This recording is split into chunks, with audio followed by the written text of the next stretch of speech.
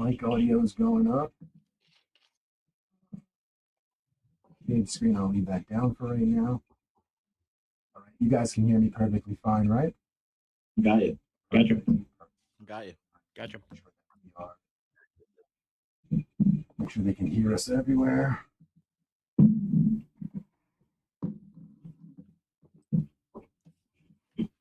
Screen, I'll leave that here. You guys can hear me perfectly fine, right? Your audio changed break time for me. It didn't sound great now. I think we're hearing Yeah, that's my cell phone. That's my cell phone. Okay, I got you. I was just checking to make sure, because what happens is I start rambling my mouth off thinking that we're good to go, and then no one can hear us. No, I'm glad he caught it. Is everybody? That's what it is. Is everybody? Can everybody hear us in the background? Today we are joined by a gentleman named Whistling Mike. Is an actual real deal UFO whistleblower. Under who did you want to tell your spiel real quick, Mikey? Yeah, sure thing, man. Went into SSCI by their request. Spent 2.5 years showing them photos and videos, not blurry ones. Jumped over in the aerial skip as well. Visited the house, visited the FBI. Got accused of a lot of dirty things, from terminated Tim Phillips, like extortion. But I'm still standing. Still free man. Gonna stay that way. Still free man. Gonna stay that way. That's good. And then this is what was confusing for me. I was assuming it was like recent. This happened how many years ago? Like this, you started down this path how many years ago? Yeah, so early 2000s is where this started, and it is a confusing story, just because the way this was thrown out there, when I had to come out of the shadows when Tim Phillips was going, and now I'm trying to cover 20+ years of history. But starts the infancy of the business and the what started it all, and then we keep going and we've gotten better at it. So there's lots of per year running these things down, but that's the original. So it's you said almost 20 years, right, doing this stuff? Yeah. Wow. See, that was crazy. That's why I didn't realize it the first thing. And then we're joined by Dan from Probed, right? And Dan, what is Probed exactly? Yep. Yeah, Vito, thanks for having me. So Vito, thanks for Probed is a project my wife and I took on several months ago. Something we were doing kind of for ourselves initially. So we're big into UFO, UAP land, like everyone else listening. And we consume, a ton of different content from YouTube, all the popular YouTube channels we watch. And I say we, I mean everyone in the space, right? Justin Mike Lobos. And then the X and the news articles. So what we initially did was build an application to aggregate all that content for ourselves, so we could just kind of get a clean snapshot on any given day.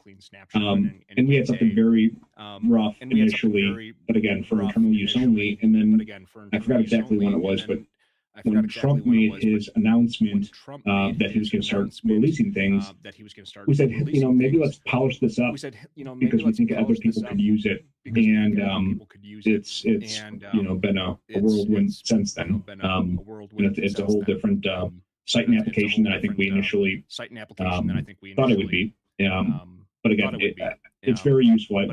I stand by that when I say that. And it's useful in a much different way, so I'm excited to break it down. Okay. Hold on a second. Shane, you're saying you have echo. Where's the... Is anybody listening? Does anybody else have an echo besides Shane?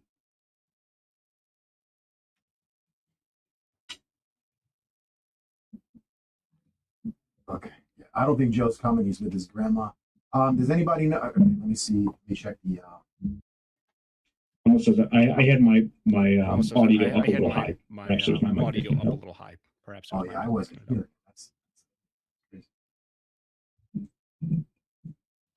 I turned it down, so hopefully we're okay.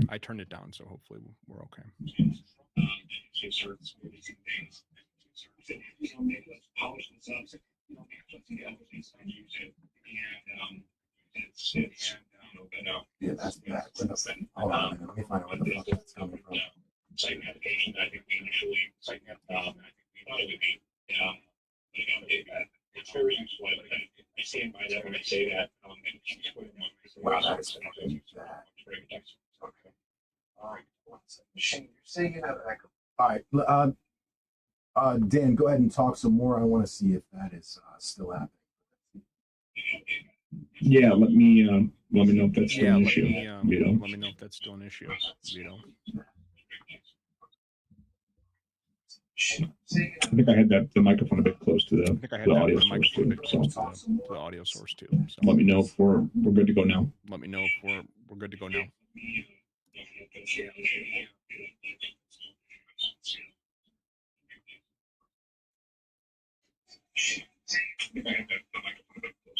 Yeah, what the fuck? Okay, let me find out what that is. I think I know what it might be.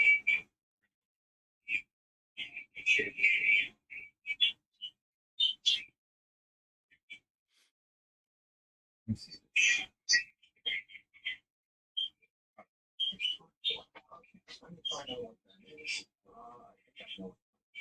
All right, Dan, try and talk some more. I think I know what it might be.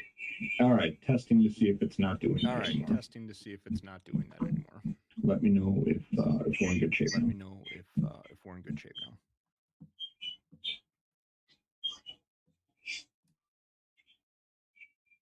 Try and talk some more.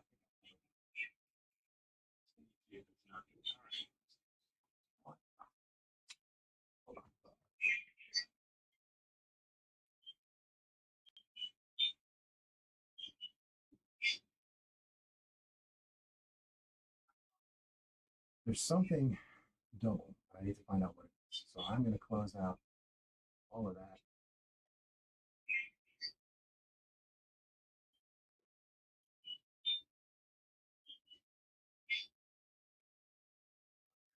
This is annoying. I can't keep this out. I'm sorry.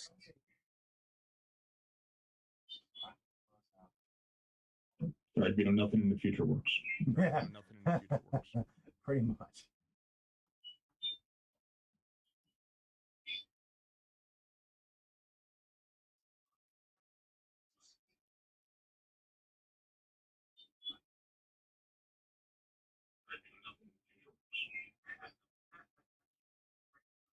Yeah, where is your double audio coming from? That I can't figure out. Are you getting it with mic? I can throw on headphones. Yeah, for some reason I've literally got double audio coming from you. I don't know if maybe it's coming from your PC. I can't figure it out. I'll throw on some headphones and we'll rule that out and press forward. Give me a moment. Like it literally starts instantly when you start talking. Let me see where else it could be coming in. It's got to be a double track somewhere.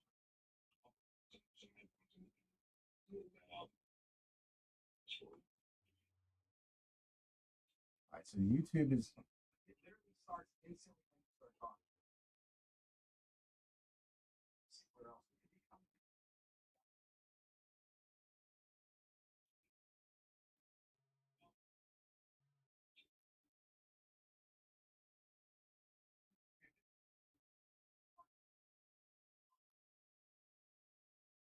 in. Mike, I want to see if it's happening with you too. Can you talk to Mike? Yeah, man. I'm here. Hopefully it's not happening with me. I'm here. Hopefully it's not happening with me. Need some more? I'm waiting for it to catch up. All right. All right.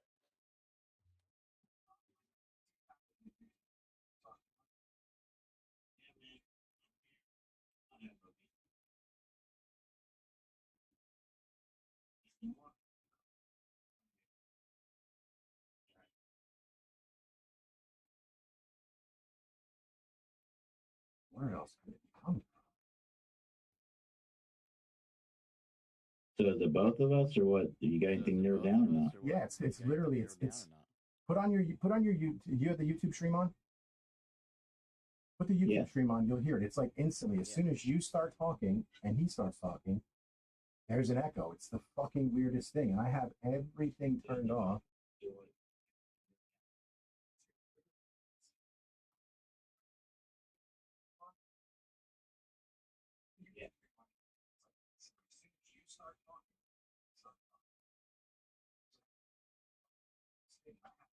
All right, so he's muted. Mike, start talking a little bit. Yeah, I was just listening to the YouTube stream there. I do pick it up a little bit, but again, I mean, what's manageable, what's not, I guess is what we got to look at. It's bad though. Once you start talking a lot, like it's a loop. Worse. It's really fucking bad. It's worse. Okay. Okay. Yeah, just listen to the YouTube stream. You pick it up a little bit. What's manageable, what's not, I guess. It's bad though. Once you start talking a lot, It's worse.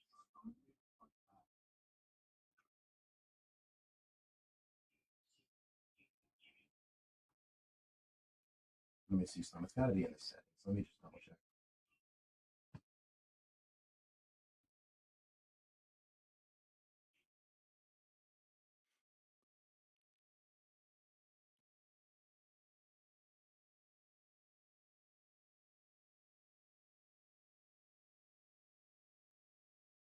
Because I'm not getting the double track. It's just you guys. So where is it coming from? Do you have the audio pumping through your room? I have it going to the speakers, but it's probably that if it's picking up both of us. I have a headset on now, so we shouldn't hear it.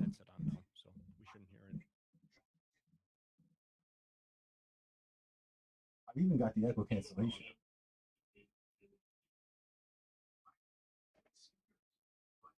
It's probably that if it's picking up both of us. I have a headset on, so we shouldn't hear it.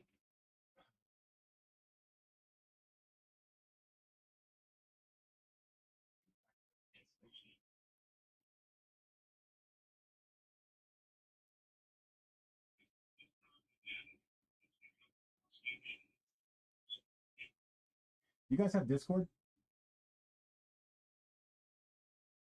I don't think I do on this computer. I don't think I do on this computer. Let me see.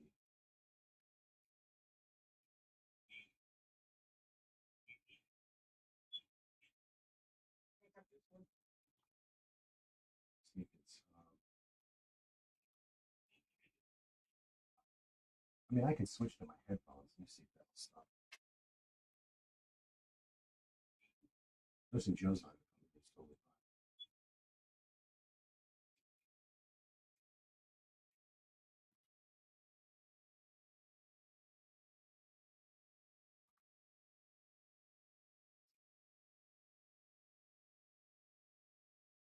fine. All right. I need Mike and or Dan to speak so that way I can hear if it's coming with the double echo.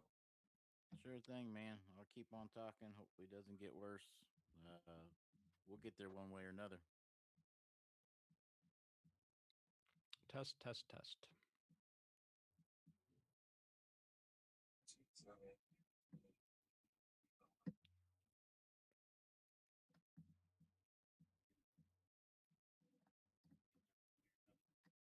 Okay, that did. All right, that worked. All right, Dan, say something. Test, test, test. Test in the echo.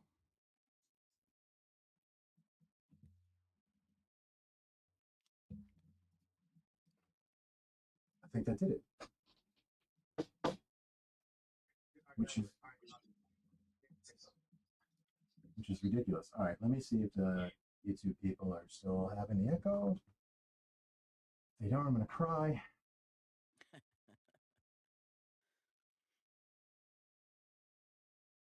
You think it's their you think it's their YouTube that's doing it?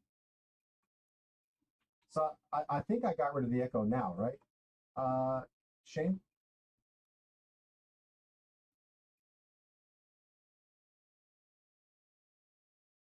Mikey and Dan, say something so that we can see. Test, test. I'm sorry.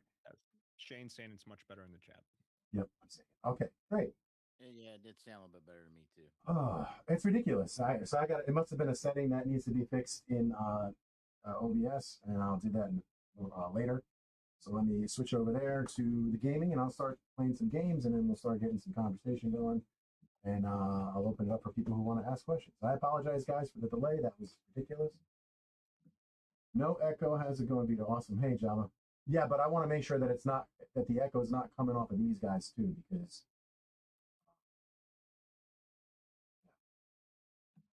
make sure that's muted. I'm gonna put X back up. I had all of them up and rocking, and then let's stupid. You got 14 people watching us on Twitter. I'm sorry, people on Twitter. That was not expected to happen. Hey, if you're on Twitter, Vito's gonna open it up after a while. Jump on here. Let's talk a little bit. Yeah, if you guys have questions, please ask away.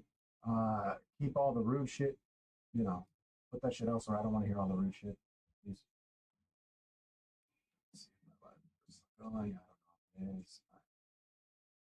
All right, let me switch over to here.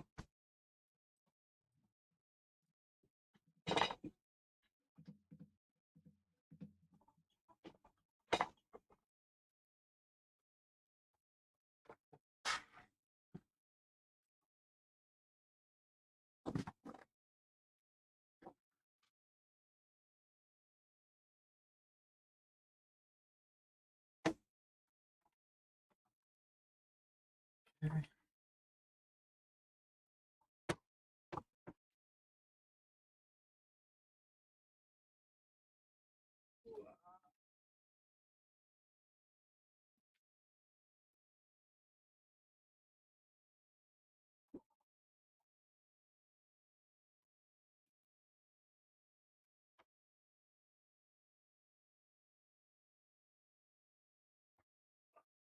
All right, it was supposed to be me and Joe, but unfortunately Joe had something happen really bad with his grandmother, so he just got the ugly one here today, along with my boy Probed and Mikey, Whistling Mike.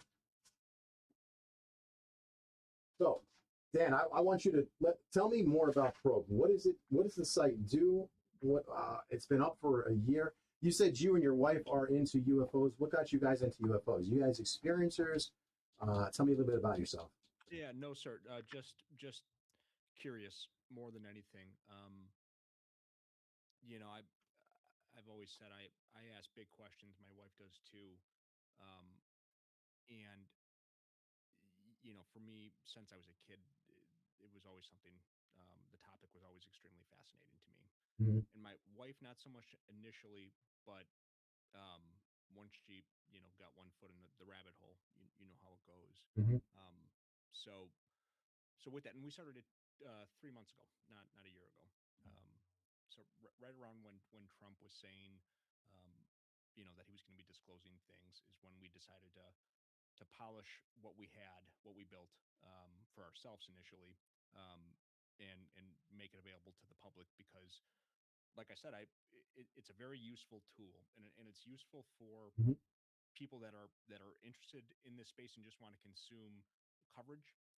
It's useful for creators who want to connect dots. It's useful for researchers who want to deep dive on things. So we I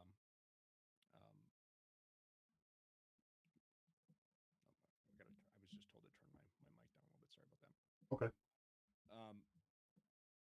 So yeah, no. So we started polishing it and turning it into a front-facing application several months ago, and it has evolved quite a bit since then. But just to give you the 50,000 foot view of what it is, so at its core, it's an aggregator.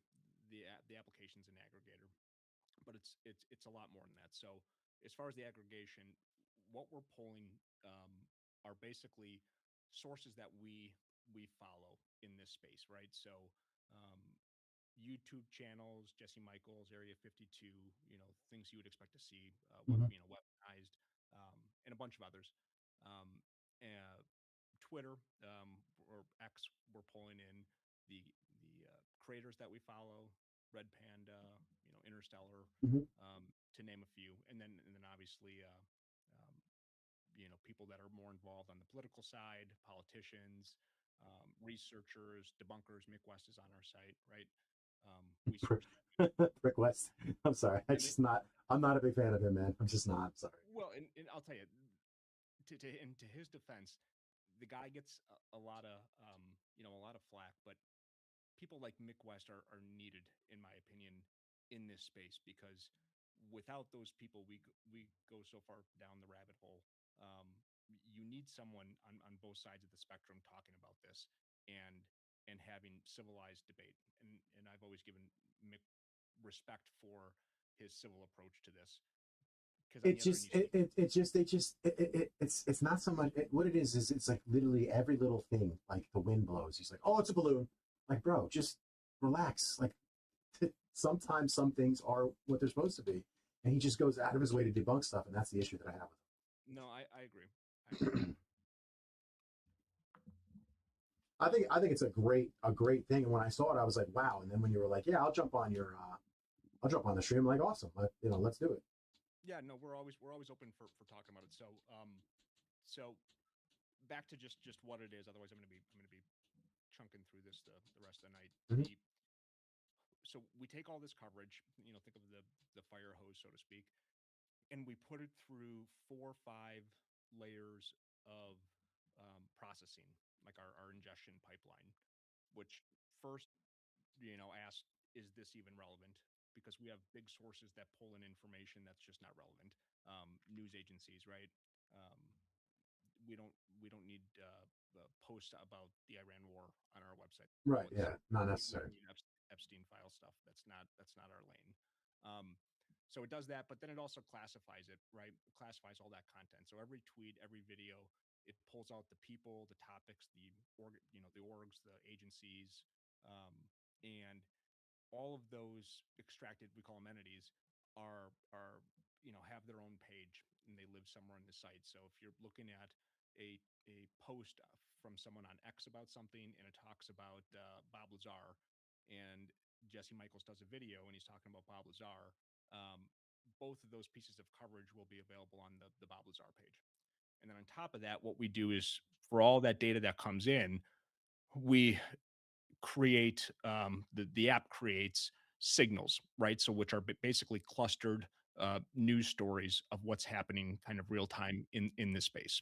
So that's the foundation of the app. And then I think the reason you found us, and what we'll be talking about today, I imagine a bit, is the UFO files, the release tracker, the pursued release tracker from the signals, right? So which are basically clustered news stories of what's happening. Okay, yeah, I hear you just fine. There's people saying so that's that they can barely hear you. I turned you up. I realized you were low. I'm sorry.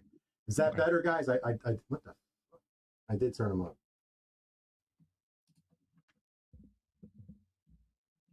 Hopefully we're better now. Way better. Okay, sorry about that. Nope, all good. So when the UFO files dropped, it was an obvious, it was an obvious thing for us to jump on with how the app was already built, pull in all this information. We have an existing documents section that'll take documents, PDFs, structure them, and then tie them into the network that is probed. And we built a kind of a homepage for the files tracker specifically, and then extrapolated everything we possibly could, claims, findings, people, and then made the whole thing searchable too. So you type something in, flying saucer, and you're going to get page level results right away. So you made it relatively simple, but it's detailed. Yeah, I think that's a good way of looking at it for sure. Okay, great. Awesome. All right. Whistling Mike, is there anything you want to ask him about this, or is there anything anybody wants to ask him? Please join. We have the ability for you to join. The link's in the comment. Please click it. Let me pin it. Like everything I hear, there was a UAP summit. It's been a couple months ago, but I was heavily posting on that. A lot of people were like, "Oh, are you involved? Are you a speaker?" And I was like, "No, I just think the way forward is data, right?" And so what he's approaching this as, is just that. I mean, data, moving it forward. I mean, stories just don't get us anywhere anymore. So I mean, it's something that I'll always support and go on. The Mick West thing, and again, everybody has a right for their own opinion here. I was a big supporter of Mick West until like 2 or 3 days ago, and then I did have a conversation with him over his podcast where he had Tim Phillips on, where he's got a gentleman that's still a paid employee for the government, accusing me of extortion and not safe to have around family, and supposedly that FBI took over the case, and he was like, "Oh, I don't know who you are. It was just a slight mention." And it's like, dude, it's a chapter title in your podcast. You know what I mean? And then it was like, "Oh, well, take it up with Tim, and it's like, this isn't right, man. Like, I've supported you this whole time, but I didn't realize you won't admit you're wrong. Like, you're wrong ethically, you're wrong. I'm pretty sure legally you're still responsible for what's in your podcast. And he admitted he couldn't verify or did not verify any of Tim's claims. And it's like, I thought you're the science Yeah, I fact thought guy he was here. Mr. Debunk. What's he like? Yeah, so it's like you just admitted. I mean, again, where's the disclaimer, right? I mean, it's just so anyway, everybody will find out how to deal with him. I mean, I still think he does good work, but it's like it bothers me now knowing that he really can't be wrong. And then Susan Gerbic jumped on there as other skeptic buddy, and it's like, wow, I thought it was the UFO folks. Yeah, I've always give you guys so much crap, but it's like I have no problem now with you guys having conventions and all the drinks are turned green and having a good party. It's like it's the other people that apparently are the issue because you just can't be wrong, and we've all got to be able to be wrong in this community. So I'm glad he's here. I don't know if I should call you probed. That may not later on in life down the way. That may. Call me Dan. Yeah, I'll just call you Dan. So yeah, I'm glad Dan's here. I'm glad him and his wife have. People don't understand what it's like to put all work and money into this. I mean, this is a lot of effort on their part. So just thanks. No, I think it's a great thing. I think it's awesome. It's different. You know what I mean? There's another site. I don't remember its name, but you're stuck out and you were interactive with me. So I was like, perfect. I'll reach out to him and see if he wants to roll and have some communication. That's a big part of it. Like the same way. I don't know where all my other folks are at that were in the skiffs, right? Like, come on out into the community, talk a little bit, interact, jump on here with Vito. I mean, that's pushing these things forward. You got to do it. Yeah, I believe in getting off your ass and doing something about it. That's what we did back in January. Me, Ty, Gene Sicko, and Joe from UAP Recording Center. We decided just to get together after not really knowing each other and hang out and go to the James Fox thing in January. It was awesome. Made a lot of connections out of it. It was a lot of fun. It's good. I wish more people would connect in this space. And I'll tell you, we try to take a very neutral platform-like approach, right? Unbiased, certainly. And let me just clarify, like, we don't endorse Mick West. We just believe he deserves a seat at the table, right? No, I get it. And that's how we look at sources. But I'll tell you, Vito, there's a lot of infighting in this space, and it's counterproductive. It's too bad. You see creators jumping on each other, every other day. It's like, guys, talk about what people want to hear. Don't bitch about other people. It's not productive. But at the same rate, like, sometimes things are said and people can't not defend themselves. So I wish there were less of that, and we certainly avoid all of that. But the more people talking about this, the better on all sides, I think. I agree. So you've not had any experiences. You've not experienced or seen anything, or like paranormal wise, or just anything. Nope. But I mean, I'd love to, but nope, never have. So just straight up curiosity got you into it. See, I've never just straight up curiosity, and I'm a builder. I own a small development agency. Okay. So like, this is apps like this. This is what we do. So the way I phrase it, like, this is. Oh shit.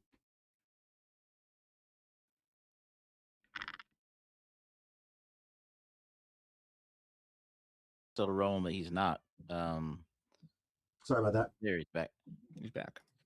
He's good. Yeah. So Vito, I do want to say, like, this is actually a perfect scenario. As much as I wish Dan had his own experience, but I mean, he really is. He doesn't have a horse in the race, right? He's just going for what are the answers. So I mean, this is a good thing. What's up, Izzy? Joe Cade's off for the night, guys. I'm sorry. I'm not ignoring the chat. I'm just just elbows deep in the conversation with these gentlemen. If anybody would like to ask these guys any questions, please hit the button at the top. Join us. My experience is based off of I've had paranormal experiences my entire life, like ghosts and stuff like that.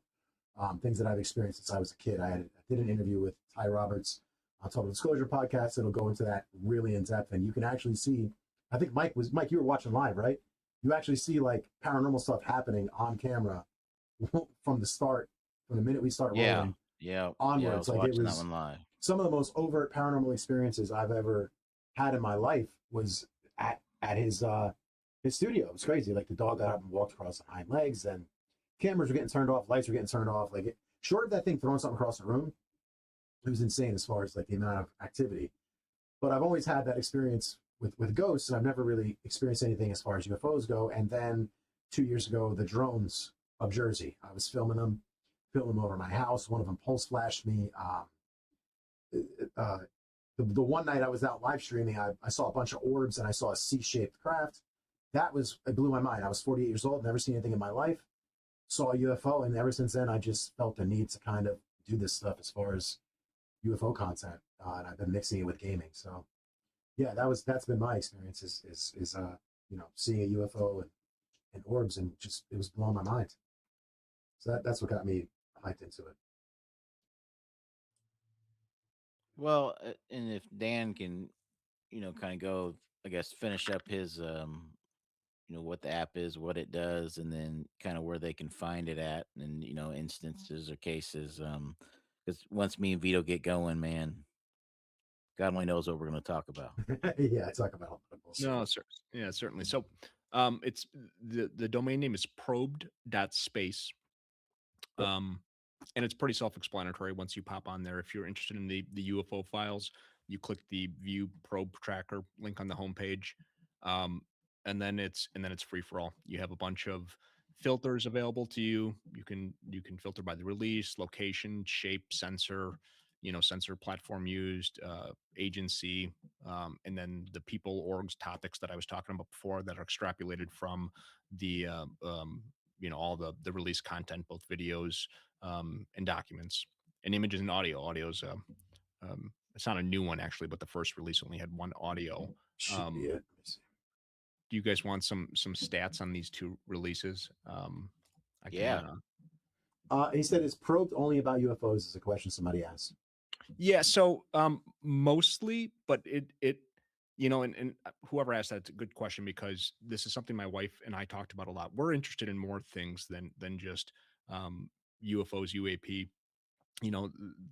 The high strangeness category can be pretty broad, but consciousness, psi, ancient civilizations, we love all of that stuff. So you'll find all of that stuff throughout the site, but as of late, it's most certainly been UFO disclosure focused, certainly with the signals and that sort of thing. See, the consciousness stuff took me forever to like wrap my head around it to get it. I put the link to your site in the description. I'm going to be going to it in a second.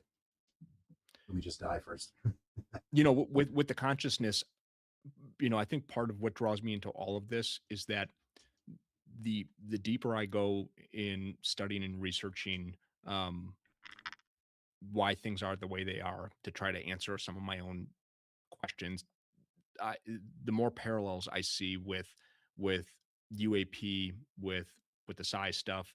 I just think there's a whole layer there that we can't perceive, that we're not aware of, that somehow ties all of those things together, or could. And that's a big driver. So you'll find those those types of topics on the peripheral of our site. You can get information on them. And all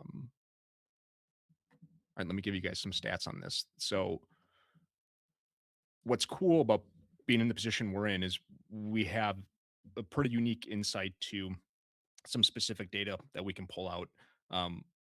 Certainly on the content creator side, like some of the info we have on content creators, just because we consume their information, is pretty incredible. Even little things like strategy and how everyone goes about posting their content and when they do it and what type of post. So never something we would share, but it's interesting. Content creators out there, if that's of interest to you, reach out to us and we'd be happy to share your, if you could figure out what the hell Vettit's doing to break the algorithm like he does, that'd be wonderful, because I would love to fucking hack into that. I've been trying to figure out what this guy's doing. He's just got to figure it out, dude. I can't figure it out. That Vito would have to be the one to ask us, and he's the only one we'd give that to. But Vito, eventually we'll have that for you. We'll have your data. Anyways, with the UFO release tracker, so here's what's been released. So 2 release tranches, right? 222 official assets. Release 1 had 158 assets. 91 of them are documents, 39 images, 27 videos, and 1 audio recording. And then release 2, which was released this morning, which made this a long day for us, but a good day. 64 assets, 51 videos, 7 audio pieces, and 6 documents. With that, we published 572 findings across those assets. Findings are just that. They're bits of information that we pluck out specifically from the release that are if you go search the finding section, you'll see, but it's just what you would expect it to be. Things that are relevant within the release. 97 linked documents with fully extracted text, 4,252 document pages. And from that, we made 1,138 structured claims, 419 rows of evidence, 699 timeline rows, and we linked 2,749 entities. So those would be people, organizations, topics, just like I said before. And with this too, we have 839 asset facets. So that'd be the agencies involved, the regions, the sensors, the platforms, shapes, USO or not, that type of thing. Yeah, I'm showing your site now. It's showing like your media, release media 86. So quite a bit of data is in this, right? And I look at like the documents, certainly in the first release. You think of how law firms work with just bombarding you, during discovery with boxes and boxes of whatever it is. Same kind of thing happened here. What's cool is that we can just ask our platform questions and get answers, spit back out. So in that regard, it's very useful, and there's more here than even people are talking about. And we're certainly learning things day by day as to what was in the releases. So, if anyone out there uses our site and finds interesting things, let us know, because, even today, especially, we've been so heads down with getting everything out. We haven't even looked at the. So a question somebody had is, can I upload to Probed? You can. Yeah. Create an account. There's a submission, and I wish more people did this, but again, we're very young. So, and we're not promoting these. Listen, you're new, you know what I mean? You're figuring it out. There's nothing wrong with that. We're figuring it out. Yeah. We're still in beta. Yeah. Still have the badge up there. But I think it's a great site, man. I appreciate that, Vito. I appreciate it. And again, like the key is that it's useful, right? If we're not useful, we wouldn't be spending the time and money and everything else to keep this thing going. Yeah, this definitely needs to be spread around. If you guys are on X, how many people are watching us on X? We have, I don't know how many, 21 right now watching us on X. Please share this, share the Probed site, share all of it, get the word out here. This is a great thing, especially there's going to be more of these drops, I'm assuming, for Trump. I'm assuming there's going to be more drops, at least one more drops. Or more. And this is a great thing because it gives me the ability to now type in the word alien and see how many times the word alien was said, and find out all the files for that. Or NHI, which I still say aliens and UFOs. I don't know what you say. I refuse to do their semantic bullshit. That's just me. We say them all. That's how we cover ourselves. Whenever we say UFO, we say UAP. Yeah, I just say UFO and call it a day. I'm an old man, so but yeah, I think it's a great site. It's a great thing that you're doing. I appreciate it. Thank you very much for doing it. It's wonderful. Does anybody have any other questions for this gentleman? And if there's anything else you want to talk about, let's talk about it. If not, request a game. Let's get this on. But this site is amazing. I like it a lot.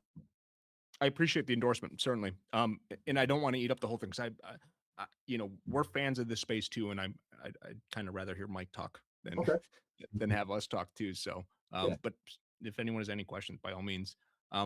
One thing I will say is this, just because I've been thinking about this for a while.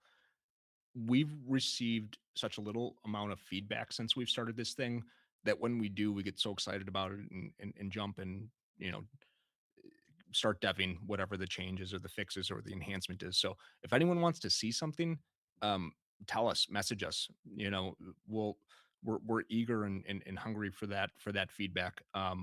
Especially because we've put so much into this, but we have a front row seat. So like anything else, if you're so close to something, you can miss some obvious things. And, Yeah, I get it. So it's like something you're missing because you're too close to it. Yeah, no, that's great. Yeah. So if anyone has feedback, good feedback, bad feedback, we don't care. Send it our way. That would be great. No, that's awesome. Yeah, that really is. I mean, again, just so people understand this is at least the first time I can think of that somebody that is neutral either way is pushing something like this. Yeah, no agenda. He's got nothing. He just it's either someone that's like there's no such thing, or there's someone's like, yeah, that's all it could be. Literally, this is let it speak for itself. Grab the data. I love it. And the best part is he's doing it for himself, but he's also giving it to the community. I think that's enormous. You don't get a lot of that. You know what I mean? Yeah, we built this. We built this to get closer to the truth, like whatever that means, whether it's talking to you guys, interfacing with people on X, uncovering things through what our platform, stumbles across. We want to get closer to the truth, and that's why we're in this. Ain't nothing wrong with that. Yep. I'm big. Anybody who knows me about this channel is that's my thing. Is I'm big on truthful reviews and telling the truth, etc. So yeah, that's no, it's amazing. I thank you. I appreciate what you're doing. That's a big thing, and at some point you got to watch your back because you're sharing this information. You know what I mean? So like that's another thing too, and frankly, there was a couple times when we looked at some of the stuff coming in, even from like a liability standpoint, like, man, do we even want to be doing this? But we paused for a moment and did a whole ton of compliance passes, added disclaimers where we needed to, got some legal sign off on a bunch of things, and like you said earlier, we're young, we're twisting the screwdriver at this point, but we feel comfortable with how the site presents again, it's a fire hose of information coming in, data coming in. We think we've put ourselves in a pretty good place, with the sensitive type content that people can see.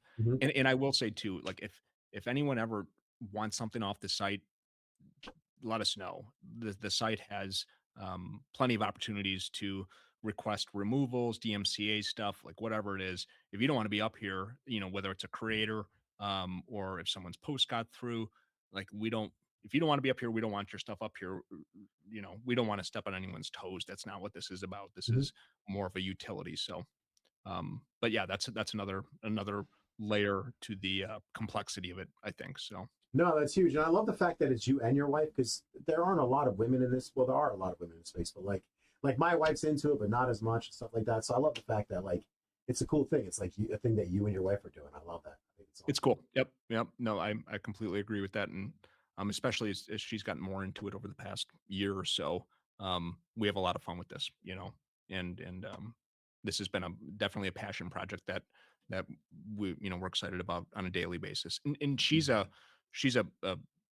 phenomenal marketer. She's a very technical marketer. She's good at what she does. So she's a good partner with this type of project too. Because if I probably put this out by myself, it would have looked a lot different. Like a man did it, yeah. It would have been Bloomberg for UAP. It would have been just number. It would have been different. So no, it's working out. We're excited about it. It's been well received. And again, like as long as this is useful for people, we'll keep doing it.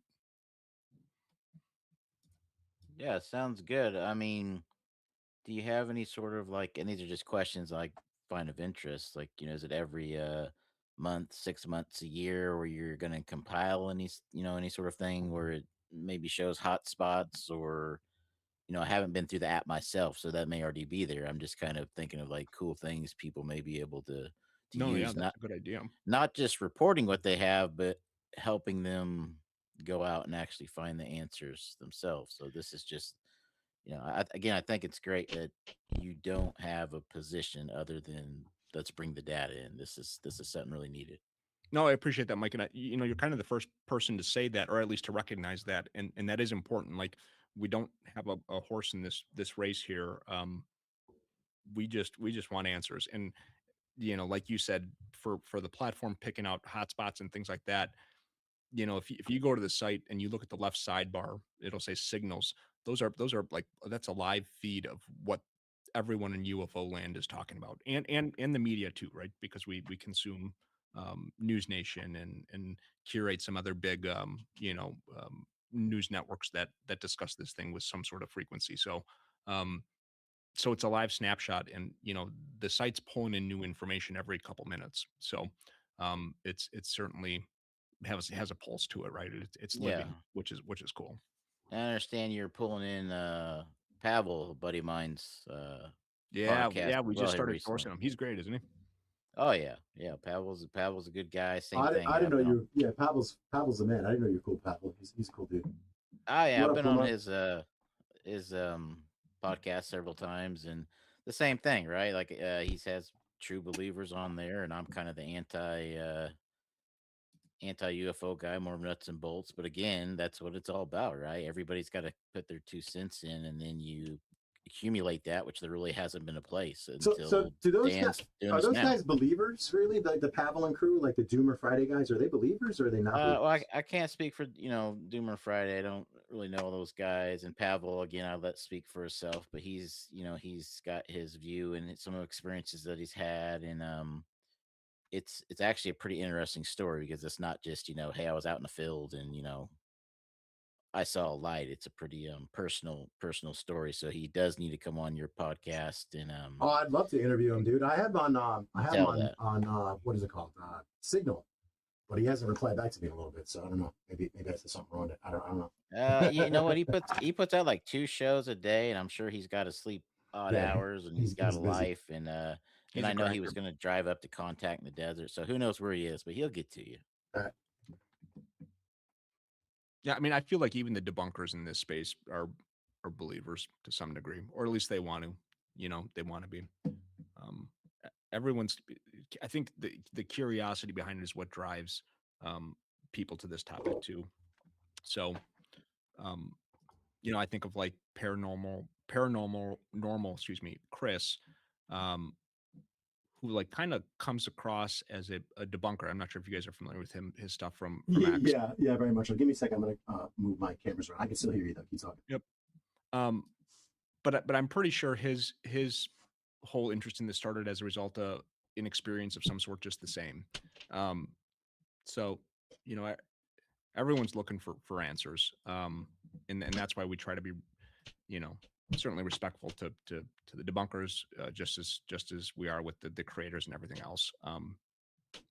Everyone's voice is important in this, and I firmly believe that if we're going to get disclosure, or I should say, we're going to get disclosure, if and when it happens, it'll be a function of enough people talking about it. Yeah, it's got to come.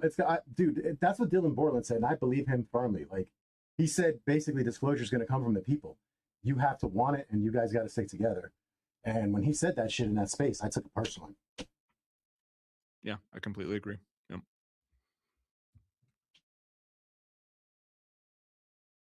To play some old school arcade games in Maine.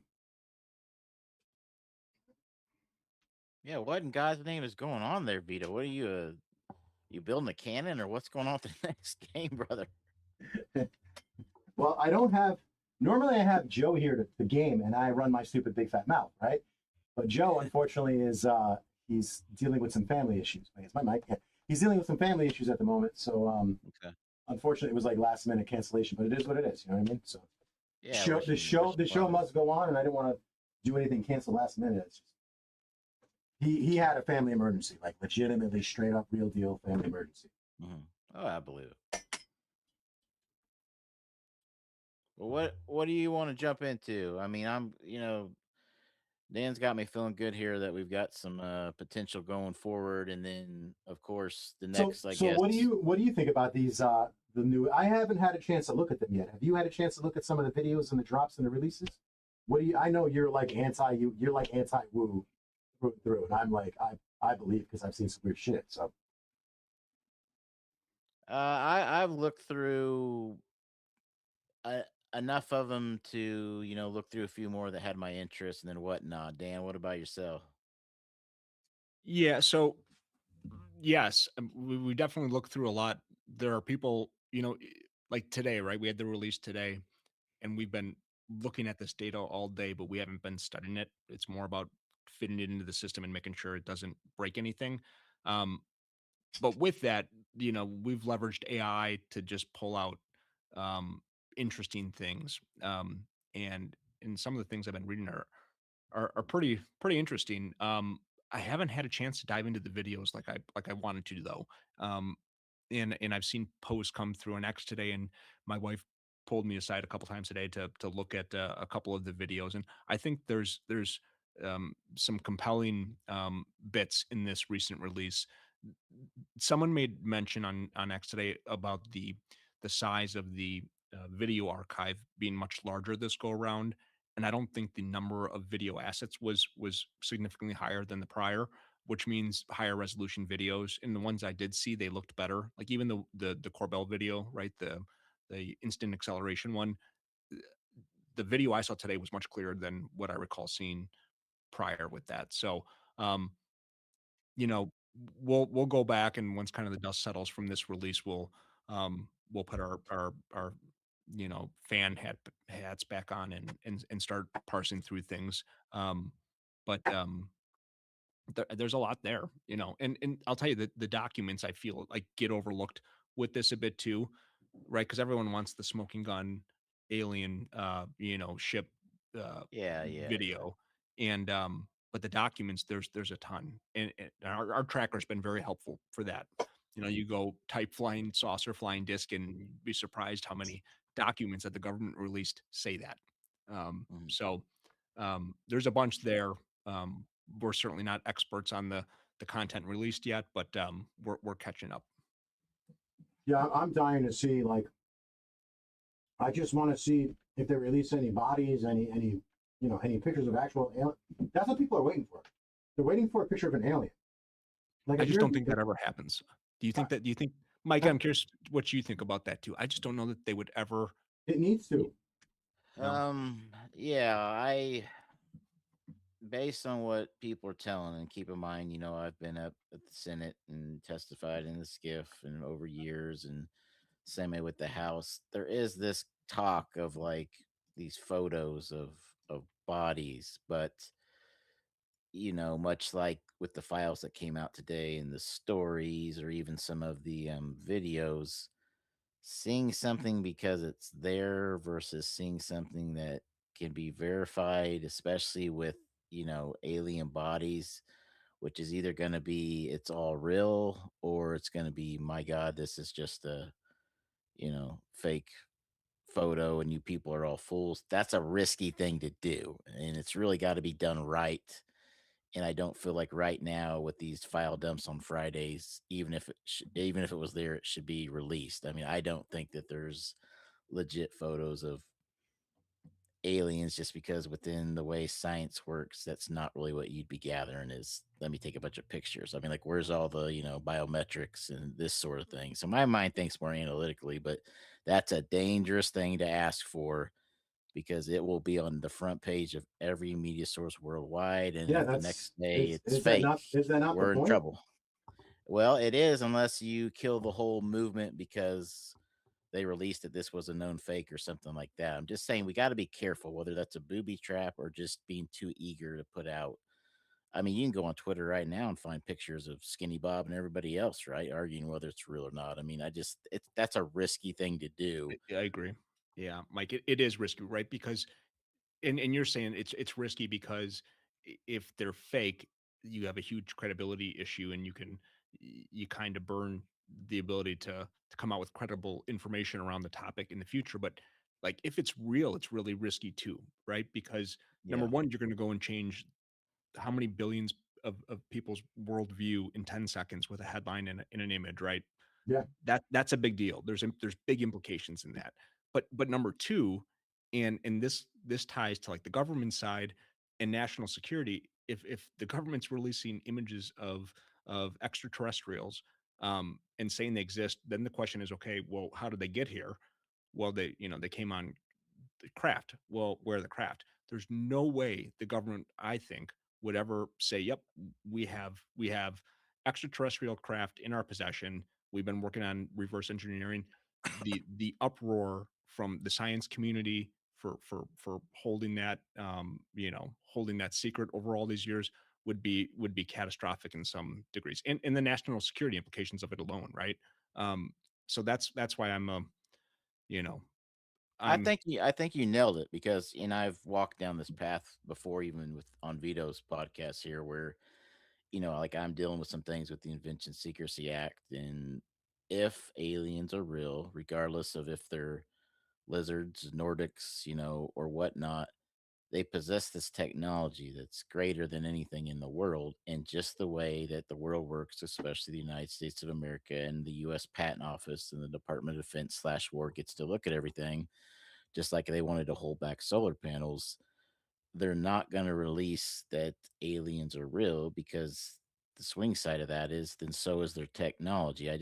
I don't think people understand how many ways this would be buried, not necessarily keeping the secret of other species out there. It's just this is the way that things work. So yeah, the idea that there's these photos floating around and no one's taking about damage control and just like the world's on fire. I don't know. But that's the thing that I don't understand is like they're babying people. We've had 80 years of bullshit UFO movies, right? We have 80 years of basically knowing that we'll get our ass thoroughly kicked by UFOs. It's not going to be fucking stupid things dying. It's not going to be fucking Independence Day. It's just not.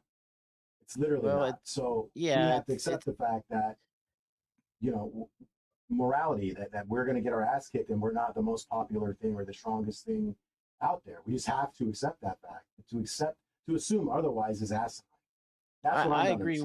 I agree with you, but I think it's more of the view that the United States thinks that if they get a hold of that Independence Day technology, then we are the mightiest military in the world versus we're going to verse the aliens. It's more of like if you knew about a secret meeting or if you knew somebody that had the answer sheet, to the test, not that you would veto, but it's like, you know where to go to get it. You're not going to spread that far and wide, right? You're going to keep your mouth shut in hopes that you can get it. I think that's more the angle that I'm looking at. Right. I agree. Yeah, I agree with that. Well said.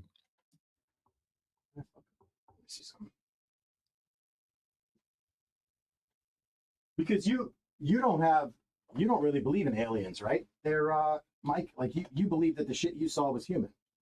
Well, as I've talked, like, we went through an analysis, right? I mean, we've got a team, like my dad used to build for the space program. I mean, we've got a legit team of experts, and as it's on file at Aero and SSCI, we send off the pieces we have for analysis. It comes back of, even though the reengineering is a different story, it comes back of, you could make it from things from this earth, right? So it's not that I don't believe in it as in I won't give it a chance. It's just all the data has pointed to this is just a higher technology. I've talked a little bit about on the podcast I did with Ty. Like, if you look at what's usually the two choices, there's other, but two choices for us, as at least U.S. citizens and humans, is that everything here is from God, right? So created all of it. And in some of those stories, depending on religion, and I'm not going to go down that path too far, but people were spoke to, things were shown, arcs were told to be built. And so why couldn't someone be told how to build this greater technology? The flip side of that is we were a microbe and we went through evolution of monkeys and cavemen. And now look at us, how far we are. So why within, a couple more years, could we not develop that technology ourselves? So to me, it just always points to human. I just haven't found that missing link of like, oh, to make that jump, as Kirkpatrick would say, this has to be alien. Doesn't mean I'm not willing to believe it. I just, in all my search, and haven't found it. But with the way that the thing took off, though, you said it's just, you think that we've achieved that, like you think we've achieved that that much advancement, if that makes sense. Yeah, it's and this isn't going to be apples to apples, but you think about a bullet, right? So I show you a bullet, right? You see the bullet, I put in the gun, you see it, I shoot it, you don't see the bullet, but then it hits the tree and we go down, we pick it out of the tree. So human eyes, especially when you get into the dark, cannot do as much as maybe we think they can do. Now, the question is the G forces of both taking off and stopping without crushing itself. But again, that's what the engineering is. The engineering is that this is completely, it's impossible. It's how do we build or support it with some sort of magnetic field in order to keep it together. So I guess I think about it more of an engineering standpoint and believe that we could have got that far when you have trillions of dollars missing. And just some of the things like we see that come out when a mission fails, right? Like look at the helicopters of the Osama bin Laden raid 20 plus years ago, and we've yet to see that technology developed into any of the billions of dollars of helicopters we bought. How far are they? You think back to the SR-71, right? I mean, there's just a lot of Well, things yeah, there. look at like they just did in Venezuela. Like they didn't know what the hell hit them. Discombobulator, right? So I mean, obviously, clearly that's UFO tech. Like, come on now. It's just no way it's not. It could be, but I guess that's kind of where I don't go down that path, just because as everyone's finding out, trying to dig those files out of the government, for me, it is not worth it time wise because of what I'm currently doing and gathering. But who knows? You just got to use common sense. Common sense says otherwise. Like, yeah, obviously you don't know for sure, and speculation probably isn't the way to go. But common sense, it's something. It's not nothing. You know what I mean? It's not, but you know what I find interesting, and I don't know Dan's age, but I'm gonna guess he's probably around me and you's age, and like you ever remember back growing up and like Back to the Future was on, and you'd watch the show, and no one was like, "Oh, that's impossible." Everybody was just like, "That's how the future's gonna be," right? And 2030 and stuff, and it's like now every time somebody sees something, everybody's like, "It's got to be alien." It's like something has switched. No one has any more confidence in the human development cycle or the government's unlimited budget in places like Skunk Works. And for me, I still kind of view it as we could have found a way to do this. And we probably did. Sorry, Vito, go ahead. No, go ahead. Sorry. No, I was just going to say that's a really good point, Mike. And look at Back to the Future, right? Like that was kind of at the start of the digital revolution, wasn't it? The rate that technology's advanced since then is mind-boggling. But look at the stuff they were doing in the 30s, 40s, and 50s from the science standpoint. I mentioned Jesse Michaels a couple times, and he loves Townsend Brown. Like if any of that storyline is true, and there's a branch of science that was taken out of mainstream, that's the type of stuff they'd be doing. Little advancements too. Like I think about like missiles, torpedoes, right? I recall when I was in high school reading an article, and that was probably 20 years ago now, about how this new advanced concept was being employed or discussed around putting air bubbles in pockets in front of these torpedoes to make them travel faster, like a lot faster, right? It's something very simple, but it was an engineering problem that made something at the time seem impossible real. So I do think the vast majority of all the stuff in UFO land is probably government tech. I think there are some stories that that I keep going back to anyway, where you have corroborating evidence, where for me anyway, it's enough to say, okay, I'm open to the possibility that that's not us. And then certainly all of the experiencer stories, and we listen to a lot of them. I'm certainly not calling those people liars. So from that standpoint, I think there has to be something there, but I really appreciate your pragmatic and analytical approach to this. I think that's the way most people should look at this topic. So if you're just joining us right now, we're talking to a gentleman named Dan. Him and his wife created a site called Probes, basically, which allows you to sort through all of the UFO files. He also includes other things such as UFO channels and content creators to make it easier for you to find all kinds of content. We're also talking to Whistling Mike, who is the gentleman that Eric Burleson spoke about, having the 4K footage and seeing some stuff. So if you guys have any questions, there's a link in the chat. You can click it. You can come in and ask them the question.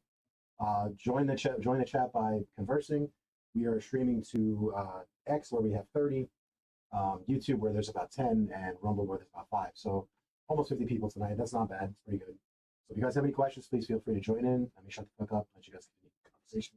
Yeah, this is a good shot for a lot of people that want to jump on and answer, have a question answer from me or Dan or Vito. So just to kind of, you know, parlay into the next section, just to cover what Dan said there, and I appreciate the way he put it, which is that it's not that him or I don't believe in stories. I've heard some stories from individuals who I consider to be highly credible, right? So it's just that when I look at a scenario, I look at what of that story could I use. So, like for instance, if you remember you were 8 or 9 and not the exact day and time and location you were at, that doesn't do me a lot of good trying to even prove it for you. Or if it's from so far ago, can I even pull anything back from that range? Like if it's 50s, 60s, 70s, I can't go on and pull anything.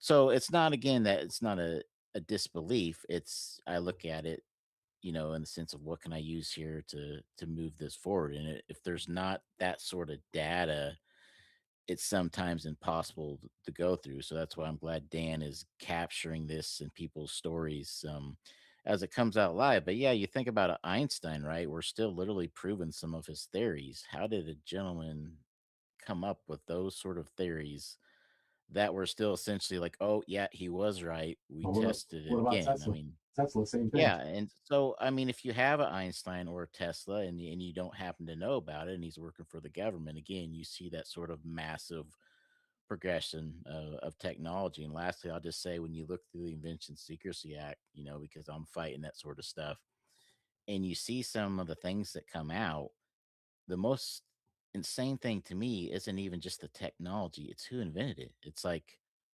a mom and pop sort of shop that gave it a whirl, sort of thing. It's kind of goes back to, and this is a horrible scenario, but uh was the Zodiac killer or something used to write like you know coded messages, and it's like a mom and dad who like crossword puzzles gave it a go and solved it or something like that, but the FBI supercomputer couldn't. So like there are cases like this where just technology is done, and then I can tell you what happens is 'cause that's what I'm going through. Then they try and grab it, and then they try and give it to a defense network like Skunk Works, and then they put the big bucks into it and the engineering team, and things go. So again, what are we talking about here that's so impossible? Is it a different propulsion source? I mean, is it instantaneous, acceleration? Granted, it's more of the stopping we should focus on. But again, I just think if you, for in my mind anyway, as crazy as it may be, I still side with humans made that versus the scenarios that are being presented of it could only come from outer Yeah. space or in the ocean or wherever it's at. Now you said the craft you saw was black, right? Like it was like fucking black, kind of like Michael Herrera's, where it was like black, right? Or no? I can't really completely remember his. So like, yeah, I mean black, but there's also some like, darkish gray, I mean, areas on it. Um, Okay, that's crazy. around how it's seamed up. So I mean, again, what I'm trying to say here is if you looked at it, you wouldn't, if you think of like the F-117 Nighthawker setting, yeah, it looks crazy, right? But looking at it and looking at, how it's formed, like, without getting out too many secrets and details, like it still looks like human tech. It just looks like a crazy ass combination build. Okay, yeah, because I was just watching the Jesse Michaels video that was dropped. Was it yesterday with the Jake Barber thing? And it was really interesting the way he was telling that story, linking everything to Mike Herrera, and it was just it's nuts. And then the fact of like the color of the craft, you just said it was gray and black, and that's the same exact color that Michael Herrera and Jake Barber said that the craft was, and that it would change like hues, it would go from black to gray. So it's just like, dude, it's just Yeah, all of these things. It's right. crazy. For me, it's not the entire craft, but again, like I said, a panel came off, right? So that means you have to have the panels joined, right? It's more of like the seams are a different color, but uh, you know, again, gray and black hues and what we know about like the B2s, skin, or there's essentially Right. what it's pretty well believed it's basically alive with, its own electromagnetic frequencies. And so I would be more, I guess, impressed by if it went invisible. But again, that's just me, and maybe I'm too damn stubborn to. Well, that's what happened to the one that I saw. It was the one that I saw looked like a disc, right? Looked like a flat disc. It was iridescent on the night sky, kind of like blue glowy. Basically, like you know how the Force Ghosts look in Return of the Jedi, like that, but white. If that makes sense, it was that color but white on the night sky, and it just maybe, I don't know how big of a strip it was. It just was there, turned to its side, was C-shaped like the letter C, and then it just disappeared. Like not even took off. I just couldn't see it anymore. It was just gone. And then within 5 minutes, there was a blacked out helicopter that flew right over me in the direction that thing was going. So I'm like, it freaked me the hell. It's on the live stream. It freaked me the fuck out. I was screaming, losing my mind. Couldn't believe it. But it was the most beautiful thing I'd ever seen. Like I just looked at it, was like, wow, that is a beautiful color in the night sky. It was there and it was gone. Crazy and now shit you're I've ever hooked. seen. You're here forever now. You're a lifer. It just takes one of those experiences, Yeah. and I get why, right? But Yeah, like, that's it. That's I'm hooked. all it takes. And Mike, you watch that thing, so you know like the weird shit that I've seen in my life. Yeah, it's crazy. It really is. And to actually see it blew my mind, man. 48 years old, finally get to see something like that, blew my mind. Yeah. Well, is there? I know you haven't had a chance to really like look through anything yet, but I mean, is there anything that caught your eye in those videos? And this is going to sound like a setup of a question for you, right? But like, or do you still feel like the video that you have that you've already put out on the drones is better than anything that got released today? No. There was plenty of things that got released today that was way better than the drone. Because first of all, I was recording the drones vertically, and I didn't know that it cuts off the top half of your screen if you don't have it angled right. So I didn't know. And I had so many people in my chat at the time, it was like a slideshow, so I couldn't tell that a lot of the people couldn't see what I was seeing, but the stuff they could see, they were like, wow, what the fuck? But yeah, no. These videos are way better than anything that I got, except for the pulse flash short, where the thing like flies over me and flashes my camera, which freaked me out. Because I was like, yo, this thing could basically kill me. You know what I mean? Like, if you think about it, it could literally kill me. And nobody would even know. So that's why I didn't let my kids come with. That's the problem. Yeah, don't get abducted either one. Yeah, I don't want to get probed, bro. As much as I love the name of his site, I don't want that to happen.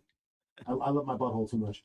We get a lot of heat for that. To be honest with you. I like it. I think it's a cool name. It tells you exactly what you're getting into. You know it's UFO related. Yep. Probing for information. Put that out there in public record. We are probing for information, people. It is not a dig at experiencers or people who have gone through something. Think of it like a satellite probe. And he's going deep. Yeah, Vito. No, the hole's getting dug deeper. Oh yeah, I got the fucked up sense of humor. I see a lot of fucked up shit in my real life. Well, I mean, here's my thing about the videos that came out today is like, a lot of places I talk, not here because I mean you're open to whatever, right? Like me and you can disagree. We show up as friends, we leave as friends. That's the way we've always been. But a lot of people are like, oh well, Mike, he already said it's human tech, so he's not really part of this conversation or part of this. You could be fucking wrong. Community. And you said that. Yeah, and I've always said that. But like again, everything I saw today in videos reminds me of the stuff that I see and I do. I really didn't see anything today where I said, oh, maybe there's something else out there. So think of it like this, right? So I'm a firefighter, right? That's what I do for a living. And I'm kind of numb to the shit that I see, right? So case in point, a couple of years ago, you had that gentleman got tackled on the middle of the football field, and they're doing CPR on him. And I guess it was the first time millions of Americans have actually witnessed CPR. And for me, I do CPR 20 times a fucking day, so it's no big deal to me because of what I do for a living. So I forget, you know what I mean? So you could think of it that way. It could be like you're so immune to it, or whatever. Like nurses, they're so immune to it that you're seeing actual real deal shit because of the stuff you do for a living. And it's the stuff that like I would fucking give my left nutsack to see, and I'm sure Dan would as well. You know what I mean? So think of it that way. Like you're seeing something that, you're taking it as normal, but it's not normal what you're seeing. So that could be what it is. Yeah, I agree. I actually agree with you 100%. But where am I going on this is that like you have people, and I'll leave their name out of it for now because we want to make sure people understand like we all are actually open to whatever it may be, right? And it doesn't help throw names in, but certain folks on the Hill who cover this are doing a real good job at raising expectations, and then the day before it comes out being like, don't get your hopes up. Yeah. And I feel like that's kind of killing. Well, do you know why? Because of every little It could be a ship the size of Texas, and some asshole would call it a balloon or a bird. I think that's what it is. It's because you've got the orbs clumped together and they're flying, and yeah, it's going to look like birds because it's not zoomed in. It's from a fucking platform, from a satellite platform high in the sky. So I think that's a lot of what it is. So I think that's a lot of what it is too. Is people are, they don't want people thinking, oh, you're getting all this crazy disclosure, and it's not. It's what looks to be something else. So I think that's some of what it is too. Is people are expecting motherships to come out of the heavens, and they're just not. Well, look at the star, that starcraft. Now they're saying it was a flare, and then this person's saying it's not a flare. So no matter what, there are people saying it's not this, it's not that. Yeah, I don't doubt that. It's just Did my headphones die? I had yeah. Oh, I had a feeling this is what was going to come out, and I still think that. Damn it. You all right, Vito? Too many individuals were raising the hype. I looked at the views of their posts and their tweets. I mean, there is not just monetized accounts, but just name recognition. Oh my God, talking bro. about this. There was too much put out there. What should have been said from the beginning was, "Don't get your hopes up." Not really kind of the day before. Just give me a second. I'm gonna switch back over here so I can actually hear you. My headphones died. So if you're talking, give me a second. Oh, we're talking bad about you, so we're gonna keep going. He doesn't even know. He doesn't know, Mike. He doesn't know. He'll catch it later. But yeah, so I mean, like the videos, legitly, whether people want to hear it or not, probably were some balloons, some birds. I think there was a lot of balloons. Yep, I agree completely with that. Drones. Yep. Just weird things that happen with technology. I'm not a big proponent of the ghost hunter shows, but like one of the things that I educated people on is that if you use a flare camera or thermography and you're pointing it around and it hits a window or a curio cabinet, it will reflect Right. your reflection back, and that can give you a bunch of ghosts standing around really to you. So like that happens with sensors too, is what I'm trying to kind of say in awkward environments. But for me, it's like I don't think there will ever be a video that can come out because we're dealing with sensor videos.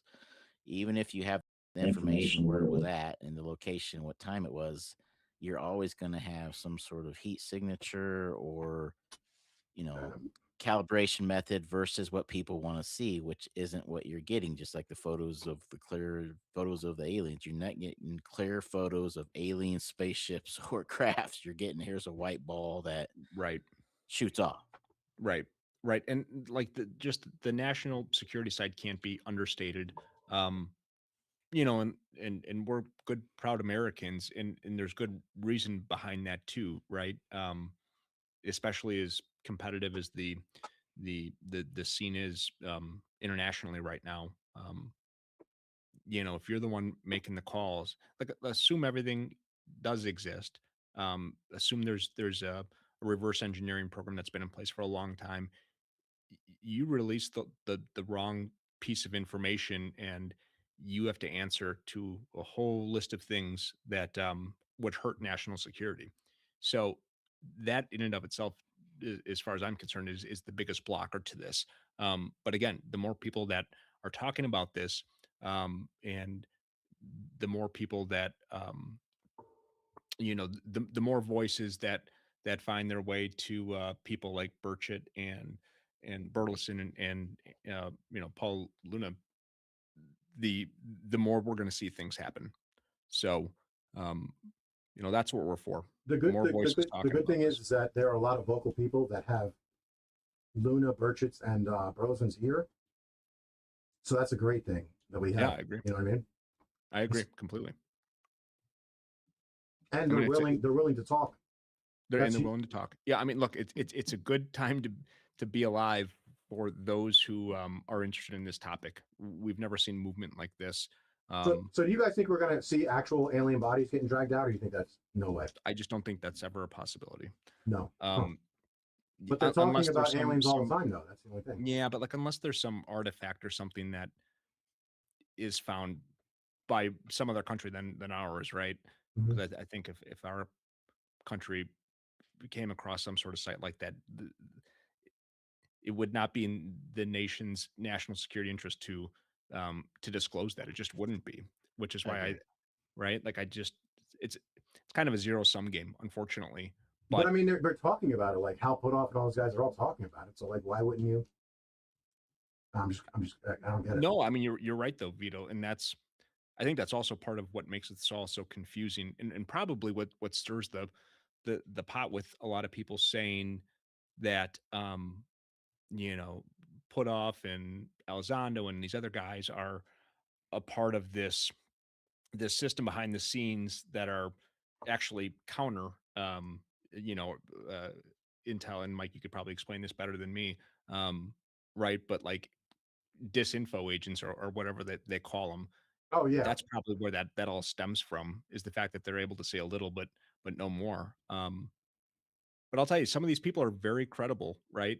And at least at surface value, don't seem to have a lot of reasons to say and lie otherwise. I find Grush very compelling. Frankly, I find Lazar compelling, and I know a lot of the debunkers, um, have a pretty tight um, line of as to why he's full of shit. Um, but it's amazing to see some of the things that Bob was talking about so many years ago Uh-huh. surface now through different releases and Yep. different testimony from people. Um, it makes me think there's something there. Yeah. I know, just don't Mike. know what Mike, that is. you're not a Lazar guy, right? You don't believe him? I believe Lazar. I believe him. Not a 100%. Lazar guy, but we've got like a really good constructive conversation going on here. So I'm gonna leave Lazar alone here because Dan's,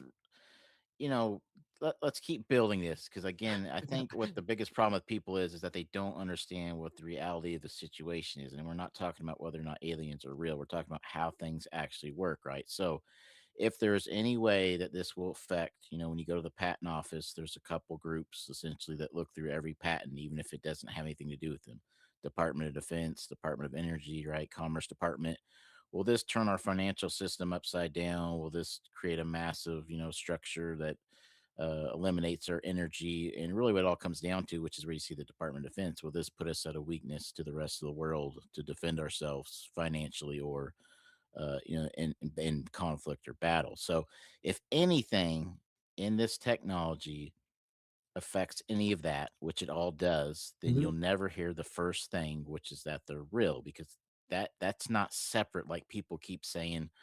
Oh, well, I want to keep our programs and the technology safe, but I feel like if aliens are real, society has a right to know. They have a right to know, but that's not how the system works. And we're seeing people struggle with this, because even when you look at the videos that come out, and that was kind of going to be my next step up. Dan was kind of making there as well, although different, is that it's not just politicians that are overhyping this. It's now you get into the podcasters, and some of them are talking about photos. Well, how does science actually work?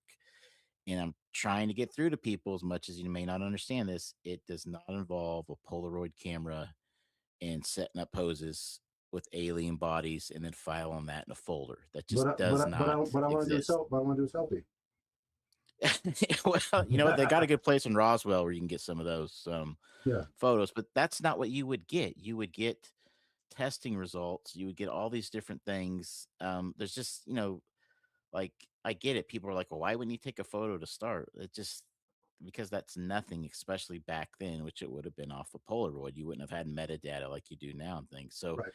the same way you're getting videos of blobs and thermal signatures and all the heat and all the, location and speeds are blacked out, that's what you would get of aliens. You would get some sort of medical data or biological data, and it all be blacked out. There's just not these photos that you've been hearing about in this space.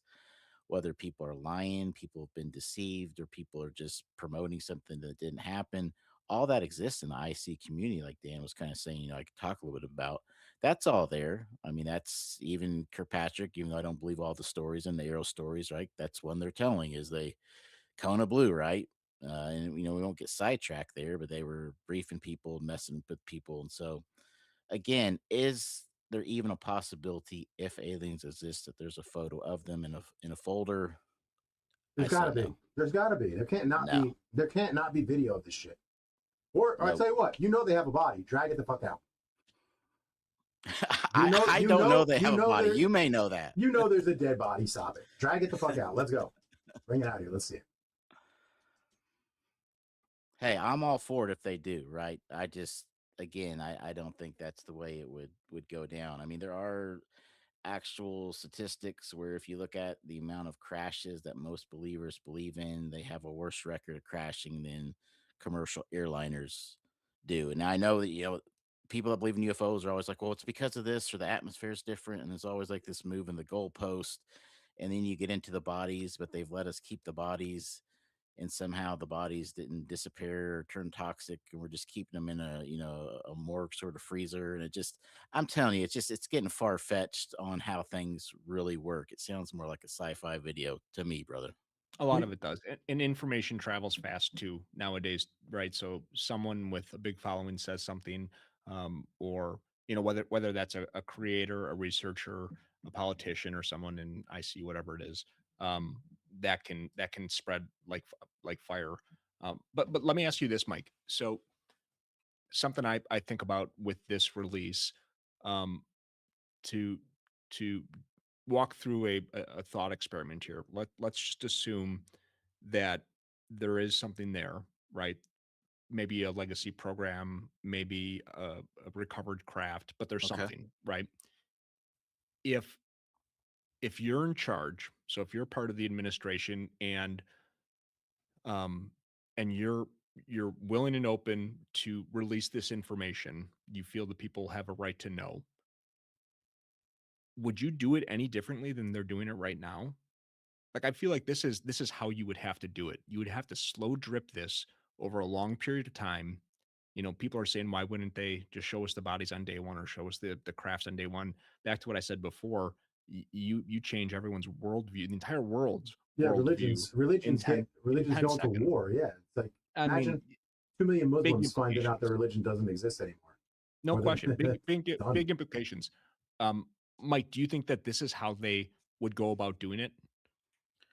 So I will admit ahead of time, I'm always the guy that can never answer like a yes or no question. I gotta be like, but this, but this, but this. So I'll try and shorten it though. My view of what's going on right now, and I just got back from DC with Gene, who Vito knows, and we briefed a lot of the teams within the executive branch. Mm-hmm. And the reason for that is the executive branch does have another team looking at, if UFOs and NHI and this stuff's real. And then, I've been through the various military services, SSCI, the SCIFs. I've already been vetted. So they kind of want to know what's in the air, my point, right? Which is how you should do things. You should have two different views and bring everything in. A lot of like what your website's doing, right? You're taking whatever data is there. And what I've seen is that it really is stovepiped beyond belief. I mean, we know from things, and it's a horrible scenario again to go back to 9/11, but like CIA doesn't work with FBI. I mean, they don't work well. They don't trade files together. So a lot of what I see is this massive, and you have to excuse the language, with this clusterfuck of, if it was there, where would we get it? Now, by the method of searching for that, it also does appear to be a slow drip. So by just the manner of the way it's going to have to be cracked, it is going to have to come that way no matter or not. So do I think that's best? Gosh, I'm not sure. And I'm willing to admit I'm wrong, or I'm willing I don't know. And I go back to the Nimitz encounter. So I talked a lot about I don't believe in this or that or aliens, but I'm 100% for sure the Nimitz encounter happened. There's just too many eyes, too many sets of eyes, not just sensor data that we've seen the blurry video, but too many eyes on the actual craft. And the Hawkeye, I think you had 4 people. You have 2 different jets with 2 people in it. I mean, you're talking like a dozen plus people. So that means that we do have technology that can do the thing where it's bloop and it's gone and it doesn't fall apart. And you think about how that would change the world. That's 20 some years ago. I just don't see people talking about it around the water cooler at work. So I guess I have confidence in people accepting the truth, but not because of maybe we're all such great, smart, calm people. More of just maybe it's the way that we have a different thing on the front page every day, but I just don't think it's going to crumple the world I think it's going to be as bigger much than as what it should. it's going to be bigger than what you think it is, but it's not going to impact it in the negative way that people think it is, if that makes sense. Well, And yeah, the that's a reason I good say point. this is because they claim that there's 1 billion views so far as a week ago on that site, right? 1 billion people tuned into that site. That's been FOIA'd, by the way, so I am curious to see that FOIA. So if those numbers are correct or accurate, that's outstanding. I'm sure they are. Even if they're off by 100,000 or a few 100,000, 1 billion fucking views in a week is absurd. So to think that essentially it's like saying, what is it? 10% of the world's population is interested in aliens. That's essentially what it is, right? Because there's 8 billion people. So if you think about it, you break it down, you say 10%.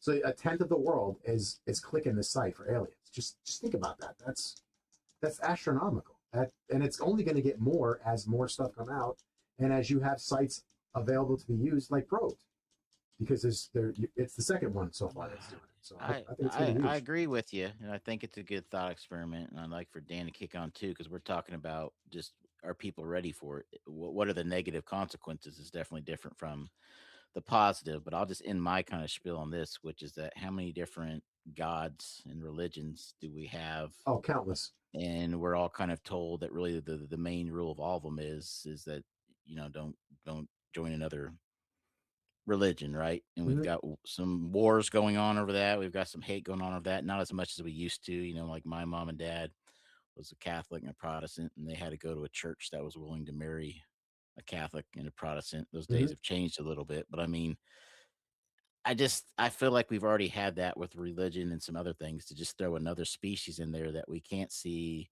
we can't find. There's no bodies for. There's no craft landing on the White House lawn. I feel like you're just adding another religion, which is kind of how I view it right now, anyway, with people's beliefs. Yeah, I mean, it's well said. It's speaking of this though, I will say I do think some religious folk, in fact, a big chunk of them, believers, people with strong faith, would be um, more willing to accept this sort of thing than maybe those who are just agnostic when it comes to religion, or who don't have a belief system. Um, because the thing with religion is that, like, the origin story for all of the religions are quite similar, right? Um, a common story, a common ground, and someone much smarter than me would come in, and talk about why that is, how religion started and then split out, and I certainly understand that argument as well. But like, even with people who use our site, um, and followers we receive, it seems like um, people who are religious and have those core religious values ingrained in them from younger ages are open to this, for whatever reason, certainly more than I thought so. And I was raised Roman Catholic, and not practicing, but I think I see why. I understand why a bit. And part of this too ties into, like, what happens after we die. And something I think about often are the modern theories around consciousness, um, like Penrose talking about the microtubules being a possible quantum, um, you know, piece of hardware within the brain, um, and and what that means for, like, what our body is perceiving, and what our brain is perceiving all this input as, when in reality we can see such a small sliver of actual reality, right? If you look at the um, electromagnetic scale, it's and I don't even know where I'm going with this, but um, I think if if we know for certain that aliens exist, you know, and there's a difference between aliens existing and aliens visiting us here. I get that. I think most people would say the numbers say aliens exist.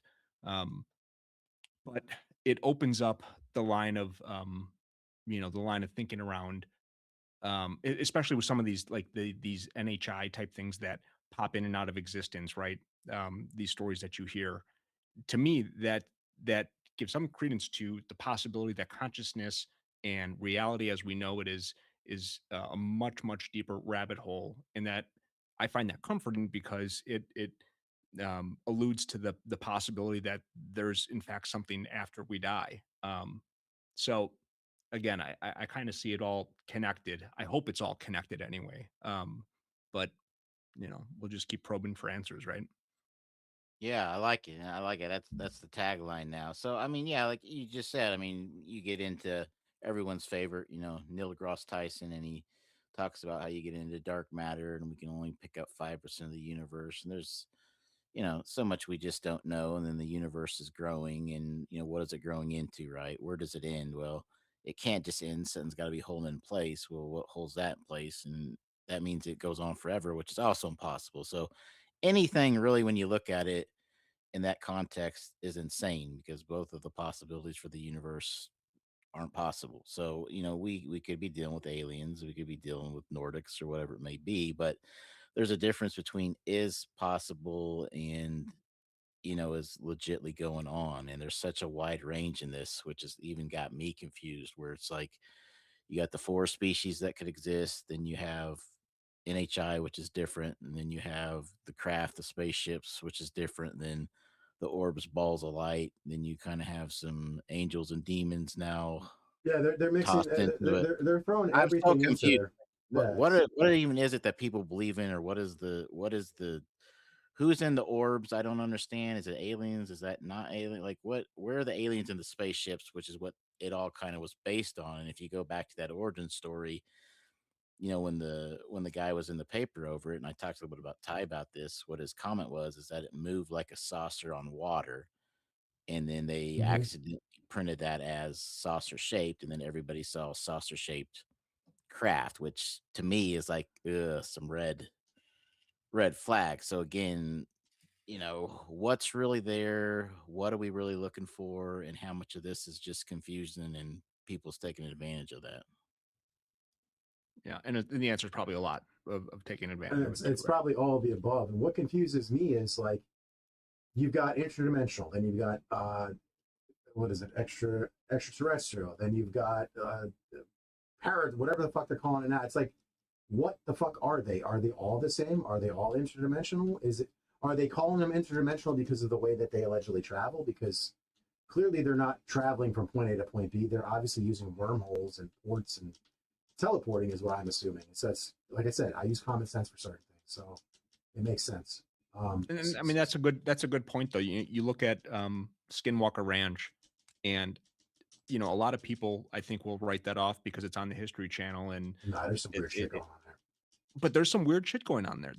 There's something going on there where um, multiple influential people in private enterprise and government over decades have spent a ton of money and effort in figuring it out. There's something going on there. And they don't know. And they don't know. You got to get Brandon Fugel on. He's a cool guy. Yeah, no, I've sent him emails. He likes my comments when I say, "Can I interview you?" Hey, And that's a start. I've sent him an email, so I'm just waiting for him to reply. I've got, yeah, I don't hesitate, dude. I ask everybody. I'm not shy. Mike will tell you, I pursued him for months. Hey, Vito's got a hell of a track record, not just like asking people, but getting. I mean, tell him who else you've had on here, Vito. On the show, I've had Jeremy Ray, who worked with Ancient Aliens, Alaskan Triangle, and a few others. Really cool dude. I've had Chaos Moogle on. I've had Ashton Forbes on. Who else have I had UFO wise? There's been a couple of UFO people, but I want to get, you know, Whistling Mike's been on a few times. As Gene's, you know, Gene's not been on the gaming side, but we've done the UFO side. I've had what's his face, my boy Gino from the Y-Files. I'm supposed to actually interview AJ. He's supposed to come on here too, so we'll see if that works. I sent him an email. I'm waiting for him to reply back. That'd be cool. I love their stuff. Yeah, Wi-Fi is amazing. It truly is. Great stuff. Great stuff. That's the way to do it too, because that's a long story about what I think about the Skinwalker Ranch. But one of the things even Fugel has said is that TV is not a great method of relaying data, and it's not. When I was approached about doing a show when I first came out, it was like, hey, this sounds exciting, right? This is a good team we got. We can do facts and data. Then they start running through the system with you, and it's like, okay, here's the budget. Here's how many weeks we're going to film, long days, Monday through Friday. Each one of those has to be an episode. And then we got this many weeks post edit. Here's the premiere. And it's like, well, how is that possible? Because you can't find something every time, right? It's not like you just go out and run something down. Then you start hearing how it's like, well, add a little bit of this, sprinkle a little bit of that in there, some acting. And so, yeah, a TV show, people have got to like realize there's no TV show that, even if it was real or not, is ever going to really be able to present how you need it presented at like a scientific conference. Okay, it's a TV show. Yeah, and they got production schedules and everything else. What's going on, Barley, man? Have a safe flight. Sorry, I was replying to chat. I don't want people to think I'm ignoring them. Yeah, it's crazy though, because you don't know what to believe, man. You don't know what's what. I just want some type of answer, something like just something, so we have, because like I said, the consciousness stuff is. It took me a long time to wrap my head around that. That stuff still, it baffles the fuck out of me. But I know it's a part of it. But it's confusing. It's confusing, and like just reality in general, right? Like think of the Planck scale, the limit that we can zoom into, so to speak, right? And that's not the entire definition of, because it applies to a lot of other things too. But we can only zoom in so far on things, because once you hit this point, the amount of energy it would take to see past it would effectively, according to physics as we understand it now, would rip a hole in space and time. And I've heard it argued that that it's an engineering problem as opposed to an actual limit, and maybe that's the case, but like we don't understand the fabric of the reality we live in, and that alone is enough. Yeah, you don't know what this earth make me is. ask these questions. Yeah, you don't know what this earth is, or what it's capable of, or what it truly does, or what's in the oceans, or if it's some type of living creature in some way. I know it sounds crazy, but Earth does some weird shit. So what the fuck is it? You don't know what. Yeah, I don't omit the possibility of anything that can't be proven or otherwise, right? Like it can't be disproven, rather. Yeah, as long as we keep asking the questions. And then something I want to. What's that? Oh, sorry. No, go ahead, Vito. I was going to say, and then you have a place like Skinwalker Ranch, which obviously has weird anomalies happen, but there's other places in the world that are just like Skinwalker. That's not the only place that's like that. There are different parts of the world all like that. So it's crazy. Absolutely. Are they linked? I was going to say before I forget, we brought it up earlier. Burleson, we were talking about Burleson, and this is a little off topic, but as it relates to the administration, I think one of the more remarkable quotes that came out of the past 2-week conversation around this was Burleson's interview. I forgot who it was with, but where he talked about the Trump administration reaching out to him for guidance on what to look at, where to look, and kind of how to proceed forward on some of these things. I think that's very telling, in that the Trump administration may very well just not have the answers we think they do, right? Well, they're not being told, or they're not being told the truth. He's not, listen, let's face it, Trump is not the most popular person on the planet. A lot of people really don't like him. People want the man dead. They wish him dead, which is insane to me to even think that, but that's the way the world we live in right now. So you have to look at that as well, is that you've got people that are trying not to give him as much information as possible to make him look like an asshole, because he goes on TV and just runs his mouth and, he repeats what he hears and that's it. So, ivermectin bad, right? Turns out ivermectin was great. So these people are just looking to fuck this guy over no matter what it is. So even though I'm loving the fact that it's coming from Trump, I hate the fact that it's coming from Trump because people don't believe him.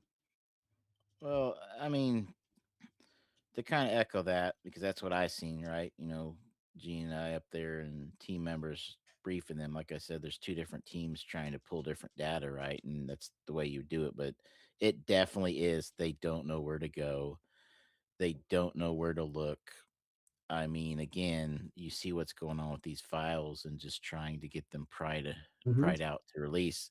Even he doesn't know, you know.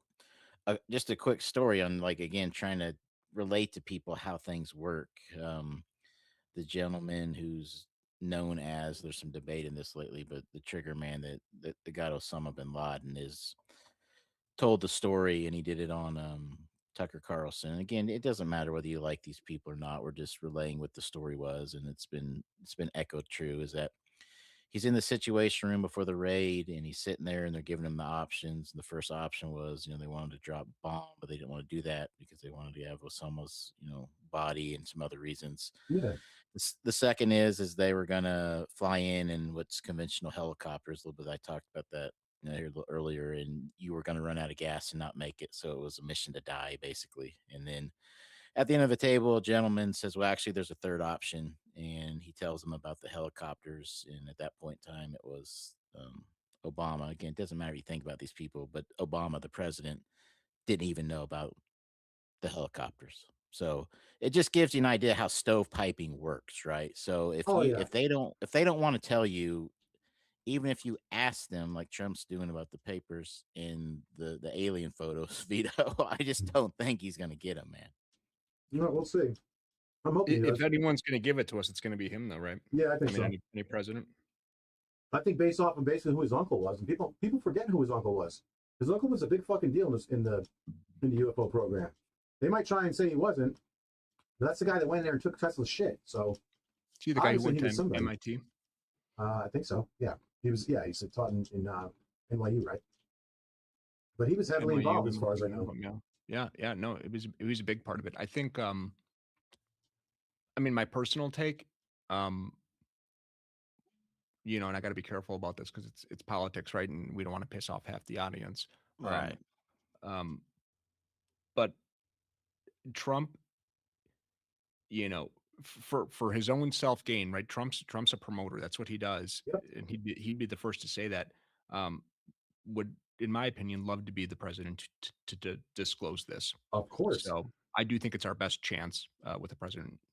Listen, we've got more out of this man than we have in 80 years as far as transparency goes. Is it everything? No, but it's something. MLK files released, Epstein released, JFK stuff released. Again, is it everything? No, but you can take that stuff and use common sense. Now, clearly the government killed JFK. Clearly the government killed MLK. You know what I mean? But at least we're getting some type of transparency from this guy.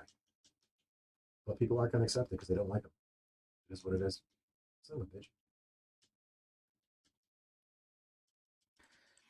Well, just to jump back in to where we jumped from to get here, Dan was talking about the Planck scale, and that's dealing with like the extreme limits of was it like light, space, energy, and just to kind of make a point on that, what's been around for everyone's life is the sun, and we've always thought we were going to be able to recreate that. It's always 10 years off, and we haven't been able to do it. And these individuals saying defies physics, that is true as we know it, but there's stars out there that defy the physics law of how bright it should be without exploding, and we can all agree, and NASA can agree, that it's defying physics. So yeah, it's more of, again, where I go back to that human point where the answers are there. We can actually see the answers. We don't have to chase aliens or these spacecraft from the Nimitz encounter. Like, literally, if you have a telescope, you can see something defy physics. Don't look at the sun, though. But it's there. We just got to be smart enough to figure it out. So,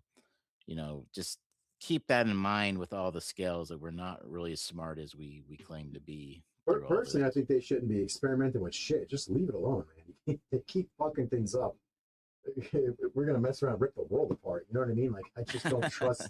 It's possible, right? We don't know what we're doing. I've seen too many movies, but all that crazy shit that happened on Long Island, it's not bullshit. You know what I mean? Stranger Things is based off of all the rumors from Montauk. So what the fuck are they doing out there?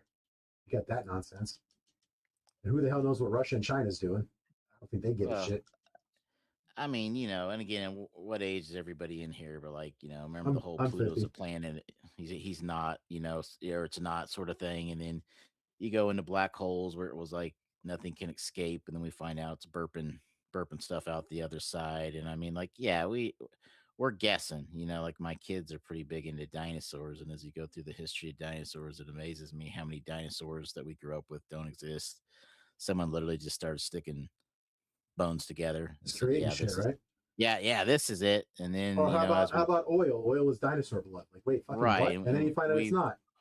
yeah, we've looked through various exhibits, and it's like some people have feathers on the skin, and this is it. Oh no, it's back to the lizard-looking dinosaurs, and it's like it's just a big fucking guess. You know what I mean? That's it. Either way, it's a giant lizard that will eat you. So either way, That's the point of what you need to know today. Yeah. Right. Mike, I got a question for you. So there,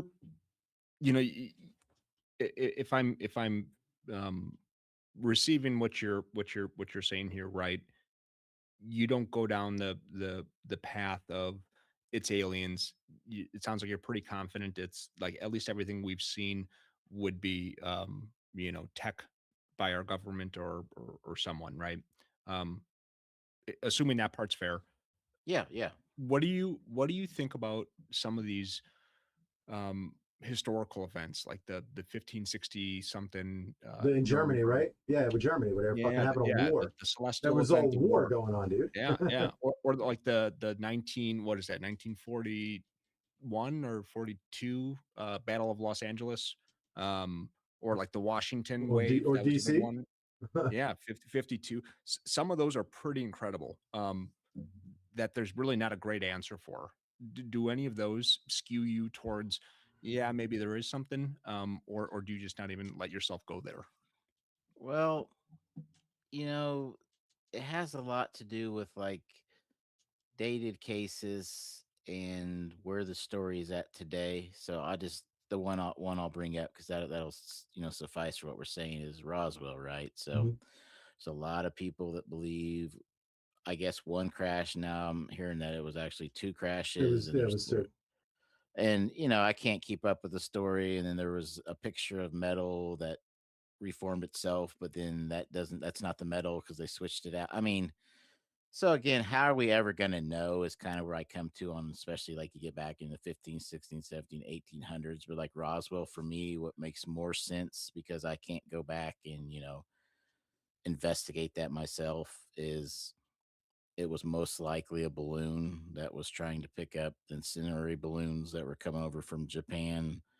That, fall light fires in your forest fires or within your cities, and the idea was that then we would feel like we were being attacked here in our borders and bring our own troops back home. Now that sounds crazy until you look at the old Chinese spy balloon and how jet streams work, right? I mean, there's this psychological warfare where even when you look at the drones that are buzzing Langley and all of our bases, and everybody's now trying to say they're like electrogravitic UFOs and whatnot shot down, it could just be the old psychological warfare, and that's where stories change and people take over and have made everything that. So when I look back at those stories, again, it's not that I'm telling people, oh, those are liars. It's like I either don't have the ability to look at them, or there's just too many stories that kind of remind me of even what was shot down over Alaska. People are saying now that it was some sort of UFO. It's just like when man touches something, it goes to crap. So what do? I just focus on what I can actually run down and grab the data and research myself, and none of that's coming back as alien tech. I don't know. Yeah, I mean, though. You've got biblical references to these same things that we're seeing for millennia, though, dude. It's even Christopher Columbus says he saw something come out of the water back then in his diary. It's constant all throughout history. It's the same shape, same everything. Orbs, circles, discs, tubes, star-shaped things. It's the same shit. Have you ever seen one of those maps about the sea? And if you go over on this side, there's a 80-foot tall squid that'll grab your ship, and then over here's another sea monster. No, yeah, I get it. People really believe that shit back then. Like, I mean, again, course. I just, it's just hard to take something. Doesn't mean they're lying. It's just, it's hard to take a story, especially when you start getting that far from the back. past. No, I get it. I get it. If you went too far, you fell off the end of the earth because it was flat, and now we're taking this knowledge of And like you what still they got see. Mongos that think the Earth is flat now. So The Earth is flat. Oh dear God. Oh Jesus. Sorry, that was low hanging fruit, fellas. Yeah, it was there for the taking. I'll give you that. Oh yeah, 100%. If there's anybody in the chat that wants to join us, please feel free to do so. I'm very open to it. It's very interactive. Anybody can come on and talk. We're good. Please, by all means, ask these guys questions. That's what they're here for. Well, I mean, again, video, and I actually agree with you. That's what it's going to take to like make a big movement. Is these photos, whether it be of aliens or of crafts, but or a live alien, short of Trump dragging a live. Yeah, they're just not. I'm sorry, they're just not going to believe it unless Trump brings out a live alien. No one is going to believe him. I'm serious. Well, even the pictures, people aren't going to believe. Here's my thing, kind of going back, and I was touched on it with the Nimitz. So, and I don't know what you two guys is. You'll have to kind of kick in on this, but for me, as many actual eyeballs were on it, I believe it because I've also been running it down myself. This sort of technology that can do these things. My view is that it's human tech, different from Fravors. But my point being is, so life's changed, right? We're talking about technology that may make us, interplanetary species in our timeline, our kids, our grandkids. Like this is still a big thing we should be building on. But everybody just wants the damn alien bodies, as Vito says. What are you guys thinking about this? I want the damn alien bodies. Did you guys watch Sleeping Dog? No, not yet. Not yet. Let's a little tiny bit of it. Gene Stickle rented it. I didn't really. It's not for me. Okay, that's a fair thing to say. I'm surprised because Gene's not a big Corbell guy. And that's fair. What I did take away though from that, and kind of circled it back with other whistleblowers, like the emotional toll, the stress, from the threats and the things of that sort. I'm curious, Mike, do you think all of that can be chalked up to someone just getting too close to government secrets and less about aliens and UFOs and that sort of thing? Is that most likely in your opinion? Well, I mean, yeah. So the short answer is yeah. Just I'll make even the longer answer short. But I mean, there are, and we know the budgets, right? The next budget's going to be $1.5 trillion. That's on top of the trillions already that's been spent on like defense and technology, even that we know about. The two most expensive programs are the 22 and the 35, both several $1 trillion. So those things are meant to be kept secret. And so when you get too close to them, it's the way it's always worked. They want to shut you up or they want to go against who you are. Don't listen to this guy. And that's normal operating that anybody in the IC will agree with. No one will be like, oh, that's science fiction. They'll be like, yeah, that's how it works. Always has. And that may shock some people, but it's the true statement. So now what are they getting too close to? And I'm not here to say who's lying or not. Are they telling the truth about some of these threats? I don't know. But what I will say is, when I came out, I covered my face, I hid my last name. And I think people are starting to understand now exactly why I did it. I mean, this is serious business. It seems that way. And frankly, with my wife and I, there were times I think when some content would roll through the platform where we'd look at each other and be like, what are we doing? What are we even getting involved with? Yeah, for sure. You know what I mean? But again, I feel like we took steps to ensure that, not that we're moderating, but there are, if things come through tagged a certain way or looking a certain way, they'll have to go through us before they make it on the site. And, I think we're covered there. I'm glad to hear that. Yeah. I mean, I've told people this, like with our, our radar system is when it all started, it's, you don't just put a dish up, right? The first part of radar is algorithm. And people a lot of times are like, but what was the date you seen this? And it's like, I'm not going to release that because once you start having, and this is, I'm sure where you're probably going, if not correct me, but you have instances where something legitimately is there. And now you can look up in the sky and see, what GPS satellites are up there. And there's a lot of data, which is how algorithms form It is where there. you may be I just had explaining it to the plugged in bad 10 minutes. guys who I guarantee watch all this I got it. exactly how to run Yeah, set yeah. your track set down. So I'm glad that you've taken that step of like, just in case. Was it lighting Yeah, up? and like not only that too, Was you it know, lighting we, up? We'll keep it plugged in. I've said Is that- before, No. I feel like Don't charge. we're good you patriotic can work it Americans, if it's and plugged we in. also It's don't supposed to want fucking charge. So when I to need risk to play any another game, anything, you know, national Okay. security wise or otherwise, because it just slipped through. So you have to be sensitive. to that stuff, You're and you calling have it right, and I mean I'm just, you know, I didn't know you before we got on here talking. I've been really glad what I've heard, and like again, I just want to harp on like this is pretty insane, because you keep hearing about people where it's like, oh, I've got this classified video I'm going to release, I'm going to do this or that. That doesn't help you Can people get hear me? where I think people think they're trying to they'll be get. there. We're Yeah, not so trying to I ruin understand. national security. Like that has nothing to do with the hunt or the chase, and there are precautions Options we've got to take, like it or not.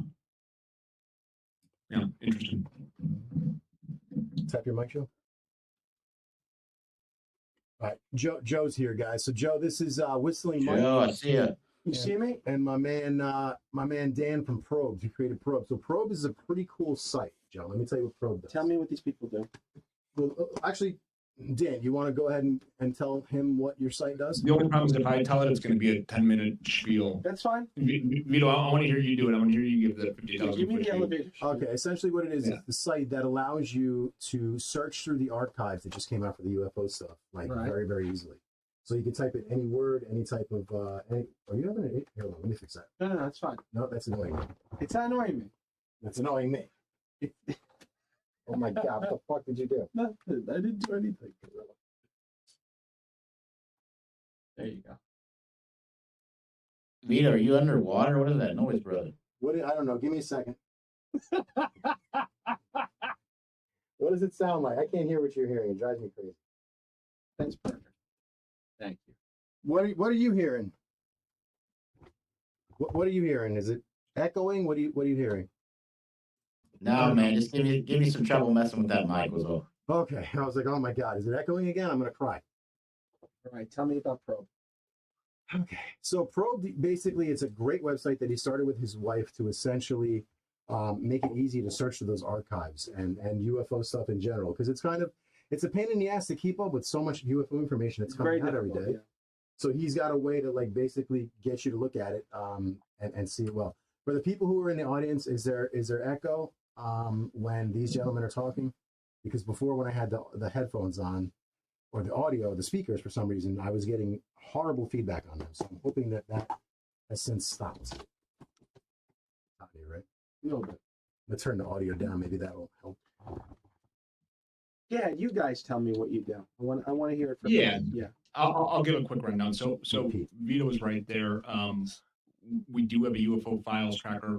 You know, with the government release, we made all of the files that were released fully searchable and extrapolated entities. So people, organizations, agencies, topics. Are and these all of those macros that you set up, or is it keywords, or how do you do that? OCR for the Nice. documents.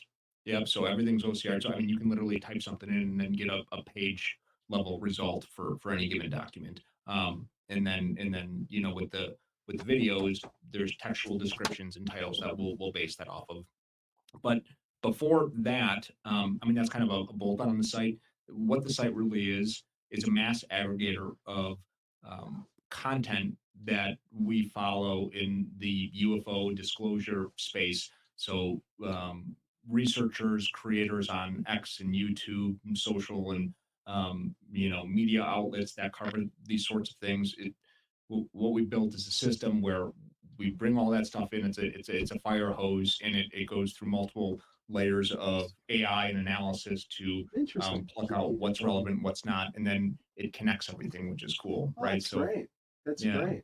How long have you been doing A few this? months. When did you? yeah, about 3 months now. Okay. And this is the advent. You've been doing this because of all of the disclosure that's been happening. Is that correct? That was the catalyst for turning it on. We built this initially for ourselves, just because my wife and I are so into this stuff, and we consume so many different, you know, sources of information around this that we just made a dashboard to centralize it. And then once Trump made his announcement, I think that was around sometime in February, we're like, this would be useful to people. Other people would use this. Let's polish the UI and let's just put it out there and see if it's interesting to people. And so far, so good. Yeah, it's been very interesting to me. I was following the first drop and then the second drop, and I know that the second drop happened today, I believe. If I'm Yanked me out of bed. Yep. Hold on one second. That's going to be echoing. Yeah. No, I turned it. The second one dropped today. Today, right? Yeah. Now, so your filter, your software rather, went immediately through that and and went through everything and through the files. Yeah, exactly. Yeah, we basically built the infrastructure for consuming the WAR.GOV release the first pass, so we weren't able to come up with the full structured front end that we have now for the UFO file site on the first release for a half a day. But today, we were monitoring the WAR.GOV site for changes, specifically the number of assets that they had listed. And we're Central Time here, so I think it was 6:50 something in the morning. Got a ping that it changed, and we had the whole update of release 2 on the site within about an hour. OCR'd and everything else. Where do you stand as far as your personal belief and what's going on here? What these are and why the clandestine attitude from not just our government, but all governments. Really, this unison approach that everyone's taking of not really letting the public know anything and keeping such a close eye on this. And where do you stand on all that? Yeah, so my personal take is that there's a there. I don't know what that is. I try to be very open-minded with people on all sides of the argument, so to speak. But we were talking about something right before you popped on. Some of these historical events, and even some of the more recent mass sightings, like Mike was saying, the Nimitz thing happened. It's more of a question of is it extraterrestrial or is it our tech? I personally believe there's a there. I haven't drawn any conclusions as to whether these videos and these documents and all these things speak to actual legacy program. I think that's the big open question. And our platform tries to stay pretty neutral with that. But I do think there's something there. There's too much, in my opinion, too much corroboration over the years. Some of the experiencer stories are very compelling. I think I certainly don't think we're alone in the universe. I'm a very analytical person, and my dad was a scientist, and we talked about this stuff growing up all the time. The numbers, I don't know anyone now that would say actually that aliens don't exist in the universe somewhere, right? That there's not some form of life. But we've got big questions, and then we're just looking for answers like everyone else. Mike, why don't you jump in?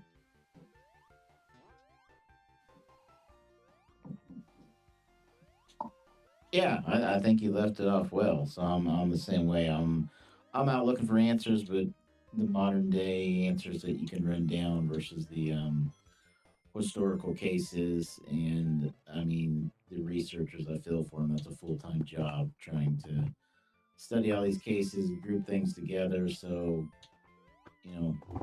for me, what I see and what my business does and what we've been able to prove is definitely that the world's changed. People either don't know of it yet or they haven't accepted it yet. But I mean, there's great technologies that are out there, and it's just, for me, that's exciting every day to wake up. I know we don't get to see them or use them quite yet, but again, you think about just when you were born, right? I mean, we're all around kind of the same age. And then you think about where we're at now, it always reminds me of like my grandpa born back in like the 19 teens, and he lived to be almost 100. And it's like, imagine the range of technology you've seen and what you went from through the automotive. You know, like he used to tell me that, you know, out on the farm where he lived, you know, his grandpa would say things like, why can't we figure out how to use the sun for energy? And we've got solar panels, or this idea that you can stream a photo or a video through the air to another device. It's just insane, isn't it? Like, so, It's crazy. For me, it's just us, and we've done really well. So, you know, I always kind of cover that point, but I'm open to the whole what happened before, where did we get it from? But, you know, I've got to see something to bite on that. There's a lot of speculation as to what these are, too. I call it buckets. I tell Vito often about the different buckets. You have the bucket of people that think this is alien, you know, not from this planet, and then the bucket of interdimensional beings, which is totally different theory. That these are from another dimension, right? That these, you know, not alien in the form of, you know, from another planet, but another dimension altogether. Then you have the bucket that this is time travel. Confused by how many buckets there is, actually. Like, there's so many buckets here. Well, the time travel's the third, that they're actually us from the future. Shout out to Michael Masters on that. Yeah, another one is that they're AI, advanced artificial intelligence from the future. That's the fourth or fifth bucket. Then there's this one's brand new, that they're angels. You know, the sixth bucket is this religion connotation, this religious thing that these are angels and demons, and that's real. There's people in politics that actually believe that. Yeah, the Collins elite. Yeah, then the seventh bucket would be this is tech from China or advanced. This has nothing to do with aliens or interdimensional beings or angels and demons. This is just tech. This is China or some sort of a foreign country that has advanced tech that is keeping it under wraps. And then, of course, you have the skeptics that say this is nothing. This is, I'm sorry? It's not China. So the point I'm trying to make is, and I don't want to ramble, but there's so many different buckets here, and each one's so different than the other. And what I tell Vito is that the believers of each corresponding bucket, they're so sure, they're so certain that their theory is the accurate, is the right one. You almost wonder, if that's what the powers to be want. They want people to keep them guessing. They don't really want them to go down the proper avenue. So they create multiple avenues. Some of them that lead to nowhere. Find it very interesting. It's the Church of Ufology, isn't it? I'm sorry? I said it's the Church of Ufology. I mean, the people that latch on to their bucket and only their bucket. Exactly. They hold on to it very tight. Correct. I don't omit the possibility of any of those because I haven't seen evidence to say any of those are 100% not true. Right, exactly. What do you think? It's the same bucket or a different bucket when you get into a situation like? Well, that's a Vito thinks that they're all somehow intertwined. That these 8 or 9 whatever buckets that I outlined are actually synonymous with one another somehow. I think it's all connected. And that it's all connected, right?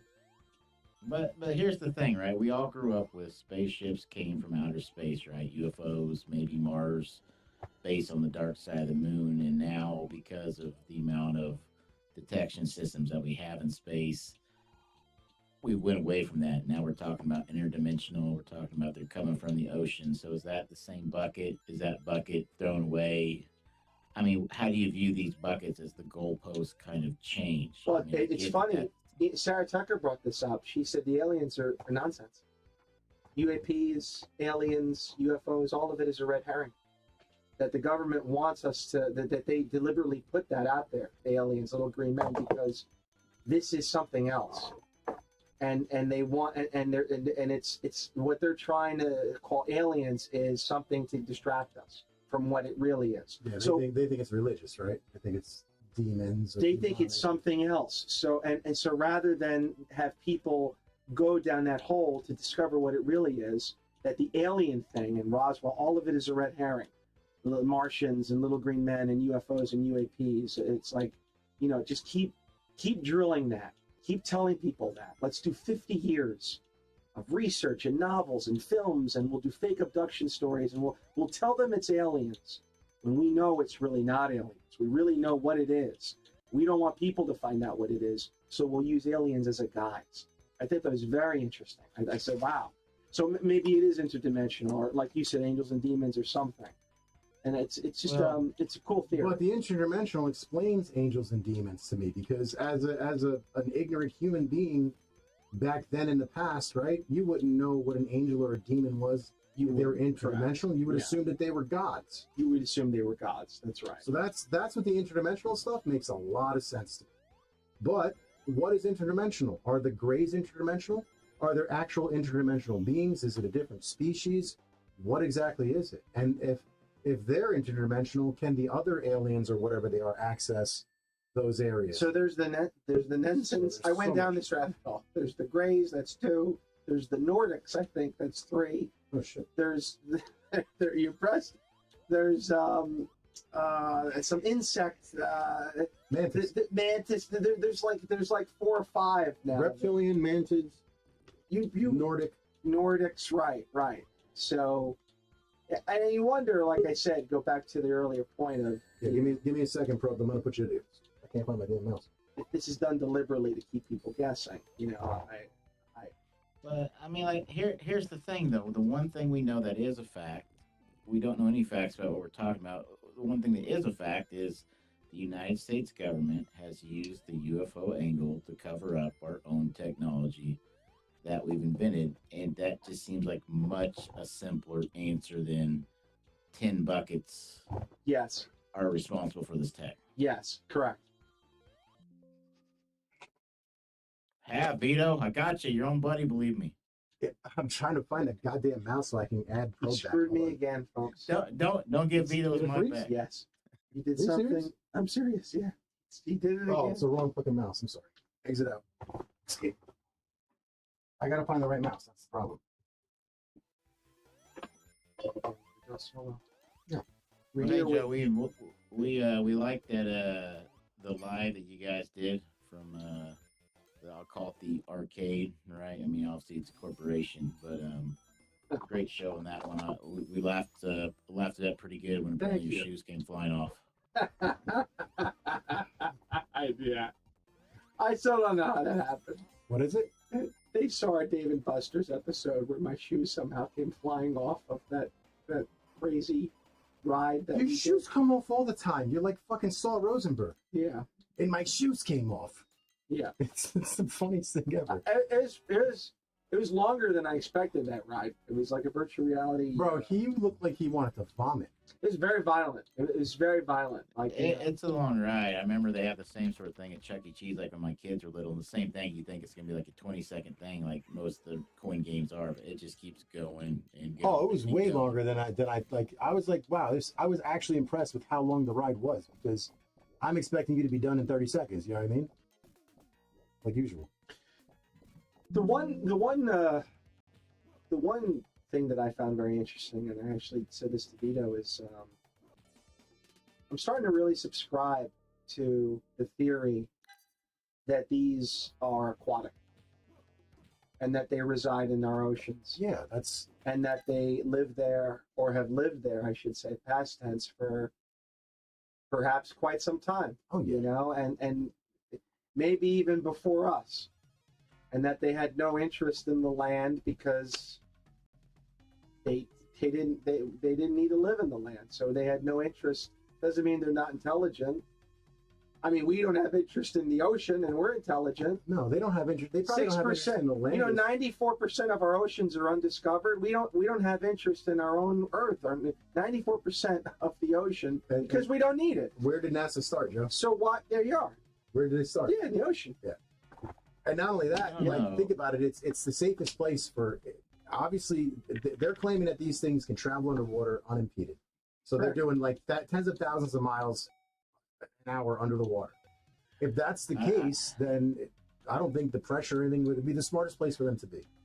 I know, but again, the original story was they were traveling at more than the speed of light to get from a different universe, a different galaxy into ours, looking out a bubble top spaceship as they drive. I mean, I just don't. I have a hard time with the way the stories now go into the ocean. It's like you look at religion, right? It's like you bring sin up. You say, did they really get, in this? And again, we didn't get too religious, but like everything happened in Israel, and then this flood that was over the world, but and then they gathered 2 of every animal, and it's like people will be like, oh, I know, but the rest of it's true, or we move the goalposts. I feel like again, the UFO thing is such a religion where it's just like the belief is there, and we just keep going with a different story or a different set of where things are coming from. Like, so if we map the whole ocean, I know that's not realistic, but then what, right? Where is it then only interdimensional? Like, I mean, come on, it's got to be something more to push us which way it is or isn't. Well, what if they push their boundaries? Like, I heard that too. Like, well, how does that explain UFOs and, their crafts if they're ocean? Maybe they push the boundaries of their life support through tech. Or there might be portals. There's a few things that they're claiming. They're claiming that there are numerous large ships down there that basically are a mile wide or some crazy. They say it's huge, and that it travels X amount of miles an hour, and that basically what it does is it builds ships. So if you need a ship that's going to go out and collect minerals, that's what it builds. If you need a ship that goes out and collects cows, that's what it builds. Humans, that's what it builds. So that's what they're claiming. And they're claiming that if you get near the fucking thing, it'll obliterate you. And this is, I'm hoping to talk to Tim Gallaudet, Admiral Gallaudet, about it, because he's got a book and I'm supposed to be able to interview him pretty soon. So hopefully I'll talk to him about it. But yeah, he's him and Berkshire are the ones that are talking about this thing. It's possible. They said that there's one in Bermuda and then there's one in, I think, Southeast Asia. And if you get near it, it'll fucking delete you. Like, it'll fuck you up. I don't know. Here's why I like Vito, because he's got his view and I've got mine. But even the whole Bermuda story, looking at it 2026 and before, the whole Bermuda Triangle thing isn't quite what it would appear to be versus back when we grew up and we all feared the Bermuda Triangle and there may be a giant squid, squid or UFO spaceship, under there. I just have a hard time again where it's like wherever they're at, they're somewhere hiding, but they're so advanced. But we get little bleeps of things. What is the point to that? I mean, it's not nothing. You yourself saw a craft like 30 feet from you, so it's not nothing. Now you think it's human tech. I think it might be otherwise. Who knows? But if you guys watch the S4 documentary with Bob Lazar, I know you're not a big Lazar guy, but Dan, have you seen it? Oh yeah, I thought it was really well done. So. And I can't wait to ask him. I'm going to have Luigi on as well. I want to ask him about, so what blew my mind was Bob starts talking about the craft going off into space. How the fuck would you know that, Bob? How it travels through space, how it goes off into space, what it does when it's in orbit. How the fuck would he know that? So like, dude, I have so many questions about that particular thing. Talking about how it skips through time, how it jumps. How would you know that unless we're doing it? So then that's what I wonder about this. Are we actually reverse engineering these things? Are we actually successful at it? Because if they are test flying them, and he's claiming that they were back in the 80s, what the hell have we done advancement-wise in 40 years? What have they gotten the ability to do? What can they do? So I have so many fucking questions, man, and I just want answers. Like, even if the answers are we're screwed and the aliens are going to probe us, till we're dead, at least that's an answer. It's an answer I can accept. But to tell us you can't say probe when Dan's on the show. You're just throwing a different term. Yep. What do I got to say? Roughly fingered? Harsh language. Harsh language. Harsh language warning. Yeah. Just manually fingered? Bleep him. to have the crafts to go out of their, like I said, boundaries, I believe that if they had advanced tech, just that they're not limited to the ocean. I mean, we used our tech to live outside our boundaries.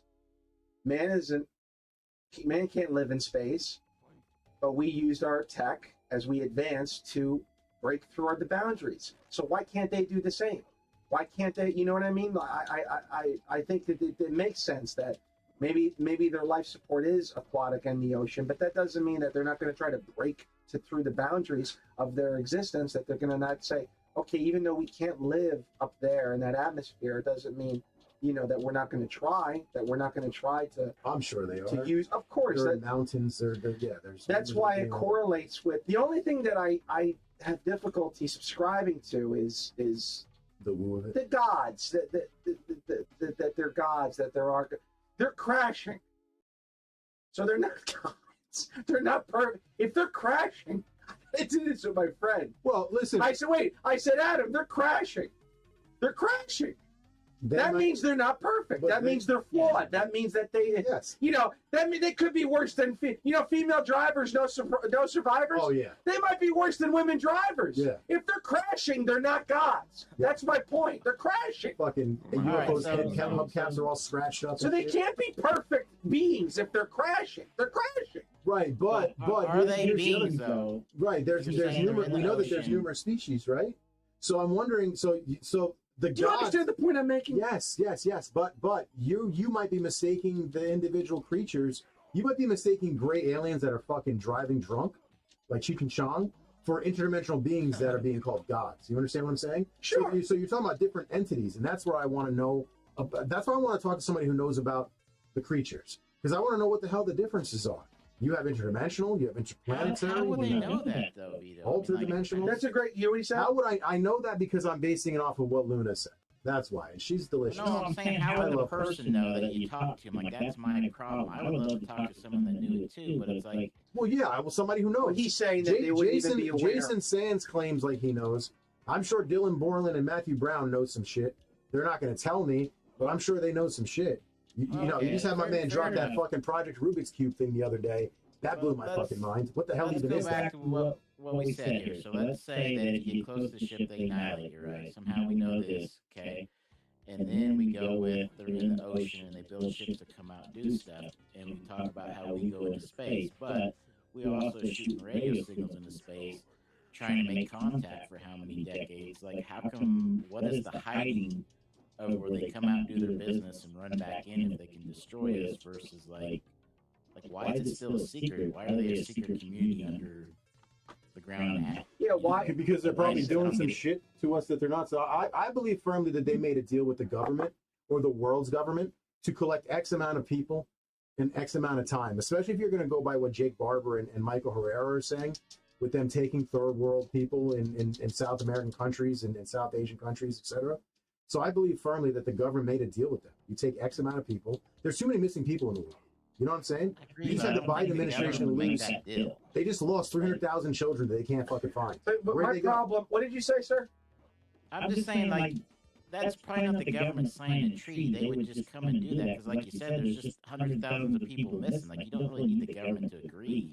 But do you want it? But do you want it to be something that is clandestine, like approved of? Like, okay, you give us technology, and we'll give you fucking people. I can listen. This government is so fucked up, my friend, and especially at that time point in life when you had basically Nazis running the U.S. government like Hydra. You know what I mean? And they're still there now to this day. I believe firmly that that's where the deep state comes from. It comes from that Nazi infiltration during Operation Paperclip. Sounds crazy, but that's what I firmly believe. I get what you're saying, but when you look through the way those deals are made and the horrible people that we have, and again, this is just a hypothetical thought experiment, you would immediately give up the people that don't have people looking for them, that you would consider whether right or wrong, that they don't, contribute to society, the people that have issues and problems, and that's not the people that 300,000 of them are going missing, right? So, like, again, it just doesn't make sense to me where it's like a random, you put your finger on a globe and you pick someone out. And I'm just basing this based off of what the U.S. government has done to its own people. You start with the Tuskegee experiments, like human slavery in general as a whole, just everything. The Gulf of Tonkin incident. Yeah, and then like I said, you've got Nazis that infiltrated the U.S. government at the highest levels, and those weren't good people. They weren't good Nazis. Those are like the worst ever, and they were in charge of our rocket and space programs, right? But then you've also got these drops. So, you're anti-alien, I get it.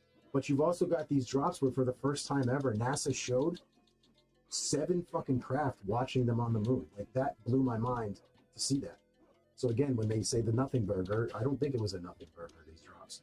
they're releasing pictures we've seen before, but they're telling you that, hey, this is real. Yes, you've seen this picture for 30 years. It's legit. There was 6 separate individually shaped craft watching the fucking moon landing.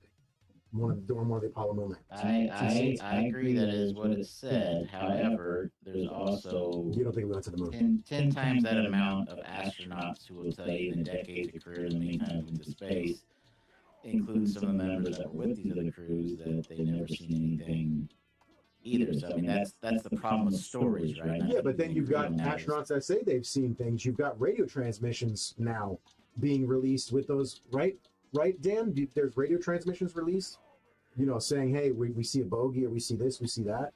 Like, they're releasing this stuff now. So that's what's great about this.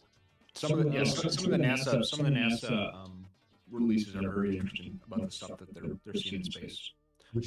I agree with that, but again, just again, to cover how technology works, like we talked about with the Roswell thing, you don't admit what you're seeing. So what is the bogey that they're seeing, good or bad?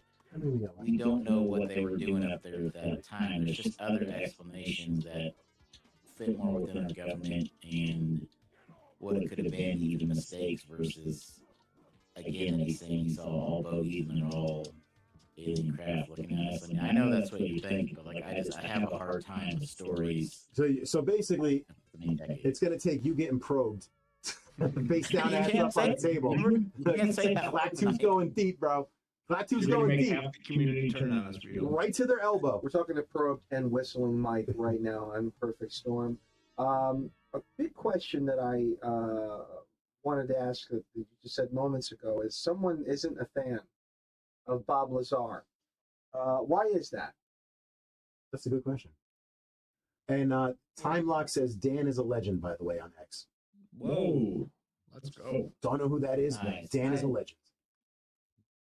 Good. He made himself a legend very quickly. That looks good for the rest of his time here. That's right. I like it.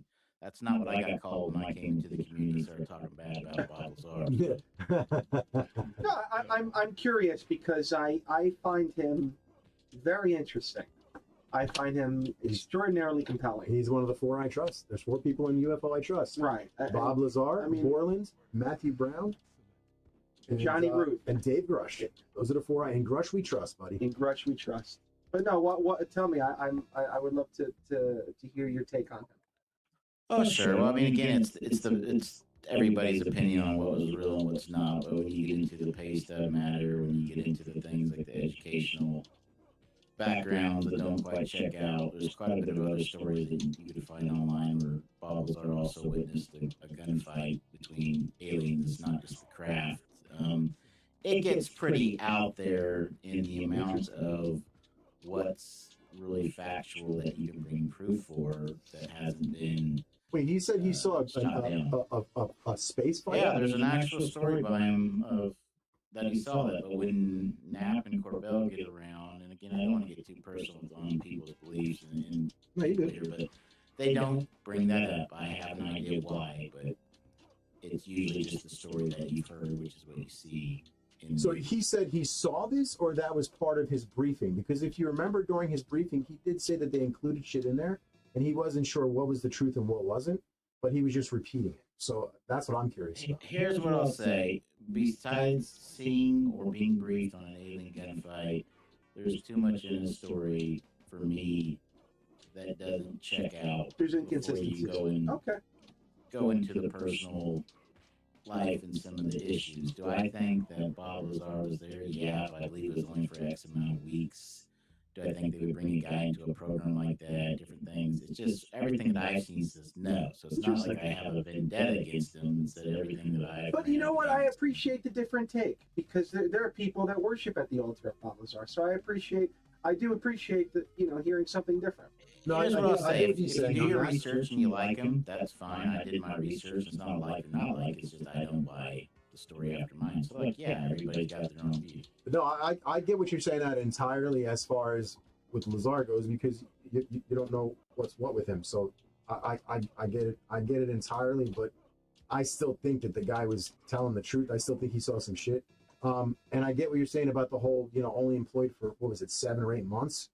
But at the same time, he did say they were watching him. and that's what they told him.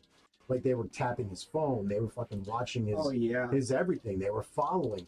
The FBI, yeah, you know, and that's when he stupidly said, "My name is Dennis," and then when he went to go meet, you didn't see the S4 documentary, but when he went to go, this is the one thing, to go meet Dennis, and Dennis wouldn't even acknowledge him because he saw two guys from the base, and it looked like Dennis was gonna talk to him, but then but backed out of it or whatever. So there's that. His interview, we just beat Mortal Kombat if he was tuning in. His interview with Joe Rogan I found interesting too. The latest one I have listened to.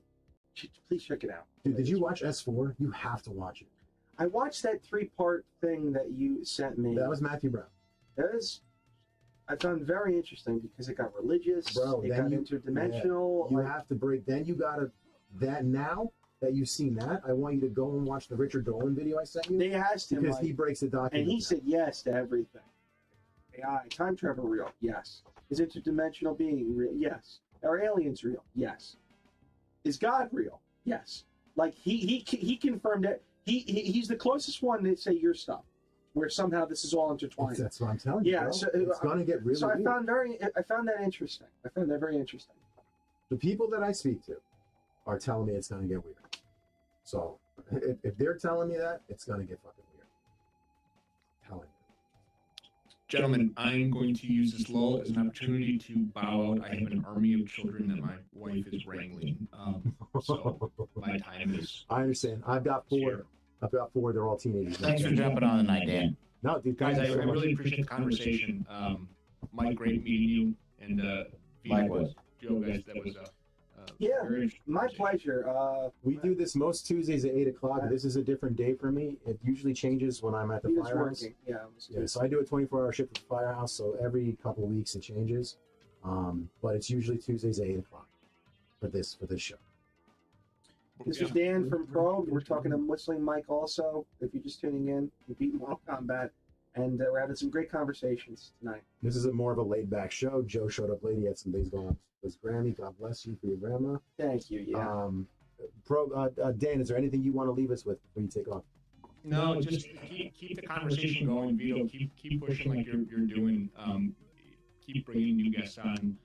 Have us back because we. I'll have anybody on, man. And it's not, you know what I mean. We don't just talk about gaming here. We talk about everything, and that's what I wanted.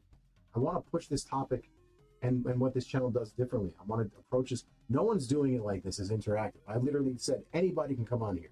For whatever reason, no one chose to. Totally fine, but that's how we do it. We're gonna have anybody on. We'll have a couple of guests, and then we'll I'm gonna try and get bigger names and bigger names. We've had some pretty decent people on here, but not even just UFO people like the Jerky Boys, AJ from the Y-Files, stuff like that. Joe Piscopo. Yep. Mickey Mouse, whoever. Everybody's welcome on this channel. And we're gonna make it next season. I'm getting a different thing in here, so it's gonna be very interactive. You're gonna really be able. You guys would actually be able to play with us while we're playing the games. So while we're interviewing, you guys will be able to play. He's working on light guns too. Fucking insane. That's awesome. Light guns remotely. That's good. That's great. All right, guys, I'm going to put my fan head on and listen to the rest of the call. Of course, man. Thanks, Thank you guys. so much. I appreciate you. Have a great night, guys. Likewise. Later. I'm going to put the site in again. This is Dan's site. Please subscribe to it. Check him out on X. That's where I found him. He's very interactive, very nice dude. And I love the fact that he's doing it with his wife. I think that's amazing. Like it is. It's also amazing that he's just whatever happens, right? Like you're talking about one point, I'm talking about the exact opposite. He's in the middle, where he's like, let's just throw it all in the same system. That's really what you need, right? Yeah, you need a man down the middle lane, 100%. Mikey, what do you got going on? You know what? Pretty crazy day today. So if it could go wrong, it did. And so I'm gonna kind of take it easy this weekend, like as you know, because I stopped by and saw you in person. Yeah. That was great. Thank you for stopping by. How's little man doing? Is he watching the show? I haven't seen him in the show. Yeah. You know what? He's like sitting behind me, sort of. What's up, little man? Watching the show, but yes, that trip was a pretty good butt kicking. It was like I was at 7 or 8 days, and it was like I don't know how many thousands of miles. Then there was like 2 10-hour drives. Yeah, you went from where you're from to Boston, And then from Boston, he came to Dirty Jersey, had some lunch with me, you and Gene. We had lunch, and then you guys took off to DC. And they had, what did you guys tell us, everybody, what did you guys do in DC? You went there actually during the time of the MK Ultra hearings, but you didn't go for that, right? Or did he go for that? Right. So, I mean, and then on top of that, I flew through Chicago because from Kansas you have to get a connecting flight, and both times I had 2 hours on the tarmac. So yeah, fuck that. It was a, it's just one of the things where, like, I've had vacations like this, and if you have kids, you know what I mean. Like, you get home from the vacation, but like now you need a vacation. The vacation. Yeah, I have 4 children. That's every vacation. So that's kind of what it was like. It wasn't a vacation, so we went out to brief quite a few people from the executive branch to different intelligence folks in D.C. on the science part of what I cover. Gene dropped off his book to some of the UAP caucus members, and man, we got into all sorts of stuff. We ended up over at the Vatican Embassy. I mean, we were all over the place, so it was an interesting trip. It was one of the things where everything that could happen as well did, both good and bad. And we accomplished our goal, so it was good, but it wasn't the good where it's like you're smiling. It was the good from like having ugly conversations with people. But the truth sometimes is that's the way it's relayed. So I think we've got our path forward. We're working on it now. Like anything, can't really say a whole lot about it, but it's a mess up there, and as a citizen being requested to go up there, I mean, it's a disaster, right? Wow. And they're trying to have you explain to them how to do stuff, and it's like, right, I'm not in the government. They say stuff to you like, that's great, but the government's moves really slow, and it's like, you're the fucking government, man. Speed up. Like, what kind of an answer is that? Well, that was what was the crazy thing with the Trump administration, is that DC didn't know what hit it this time around because Trump was not playing games. Like, he's moving at the speed of light. He's not moving at the speed of DC now. He has limited time, which is great. Like, he's had enough is enough with the delays. So that's why you're seeing this UFO stuff come out so fast. The JFK files came out quick. The Epstein files. And again, did we get everything? No, we did not. We did not. We 100% did not. I think that there needs to be prosecutions, especially on the Epstein thing. I don't care who you are. If you had anything to do with it. Something's got to happen over that. Now, I'm not saying name in the files, because there's plenty, like Sasha Grey. Her name's in the files. Just because Epstein had a weird porn fetish. The girl didn't do anything wrong that we know of, at least not that we know about. But she was having a nervous breakdown on her stream because she was mentioned. Who cares if you're mentioned? Did you fuck children? That's the question. And if you did, you got to go. Right. Well, she's a female, Sasha Grey, right? Yeah, but that was one of the. Well, here's the crazy things, Joe. If you've been reading some of the things, the most vile things came from females in those emails from him. I guess you can be a pedophile. It's evil. I didn't think of these that. Bitches. True. Evil. I didn't think of that. Your little girl was a naughty girl this week. Like, what the fuck did you do, you psychopath?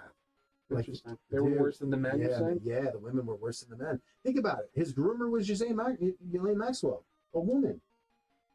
Her groomers were teen girls. They went and got other girls to be groomed. She didn't partake in it, I think. She just scheduled it. Like, she was a coordinator. She partook, dude. She did? Yeah, Ghislaine Maxwell, absolutely. She's a demon. I didn't know that. Buddy, it's bad. They did worse than the men, though, because most of the men's list on there are people we know were there for a reason and paying money for a reason, right?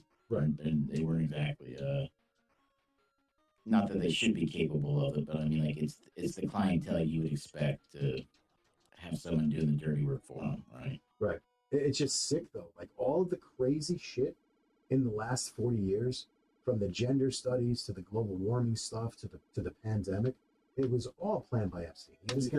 No, it's not. You think? I know for a fact, dog. Oh, why was he someone that's so important? The iPad's completely covering your face from the camera. You look like me, man. Quit taking my look. Yeah, you got Mike's look. What's going on? Hey, Vito, I gotta check out, man. I'm glad you have me. I think we've done about 3 hours, man. Yeah. We're done in 13 minutes anyway. We're just like. Yeah, good deal. I'll be back next week, so the same thing. Yeah, hop on if you want to shoot the shit. Got something to say? Jump on. Let's talk. I love it. Yep. We'll call it a day. Are we coming here for the holiday Tuesday? No, Monday's the holiday. Monday's the holiday. So I yeah, don't we'll want do to Tuesday. invite myself, but you know. Yeah, Tuesday 8 o'clock. We'll be here Tuesday 8 o'clock doing a live stream. You're doing something, right? Yeah. Oh, for the barbecue? Yeah. Yeah, as long as it's nice out and it's not raining. Yeah, we'll barbecue. Oh, you want to do like a barbecue? Yeah, we'll do that. We'll do like a light gun thing. It'll be fun. If you want to film me, I have to go to Pennsylvania to get the fireworks. What are you talking about? I mean, I have to get. I mean, the 4th is around the corner. Is what I'm talking about. Right. You could film that. Yeah, we can The do that. sesquicentennial. This is a special year, folks. When you doing that? 250th. Well, you know what's funny? The 2nd June rolls around. Oh, I know why you want me to go with you, because I got my fucking fire ID and they're not gonna pull you over. Because Well, I'm worried about because Joe loads his car up from floor to ceiling with fucking birthday cake fireworks. It's insane. I tell you, if I ever got into an accident, I've thought about this. You are It would be such a very visual colorful- spectacle. It would be amazing. a spectacular way to go. What a way to go! I mean, what a Spectacular. way to go! It would be just incredible Spectacular. Not, for everybody else to see. Not good. Not good to watch. But this is the sesquicentennial, folks. This is a 250th anniversary. Oh, What I was thank you, gonna say is- Java. What do you do? He said it's almost 4 a.m. here. Enjoyed the live stream. Thank you. Oh, good. This is a special year, and what happens in June, 2nd June comes around, June 1st, is all of the fireworks stores. Firework King, Phantom, I mean all of them. They're all open 24/7. So if you wanted to go down, I know how you feel about people, at 2, 3 o'clock in the morning, you could. Oh, that's a totally different ball game, sir. What do you mean? Well, going at that late at night, that's a different ball game. That's a different ball game entirely. I didn't know they were open 24 hours. That's The 2nd June rolls around.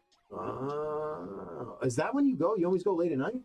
I go very late. I go to usually a day where I know I'm not working the next day, and I go 1 o'clock in the morning, and it's fun. It's fun because you see a lot of weirdos. We could do that. Yeah, I'm if you down. want to film it, we can film it. We can live stream it. I don't know who's going to be up at 2 in the morning, but you may get some people that'll be up. Now, I thought I was streaming on Facebook, and the button's been on this whole time, but I don't think it's been doing it. I think it closed it out accidentally. I figured I had to stream on Facebook. I was going to do TikTok today, but you have to apply for that, which is stupid. To apply for TikTok? To live stream, yeah.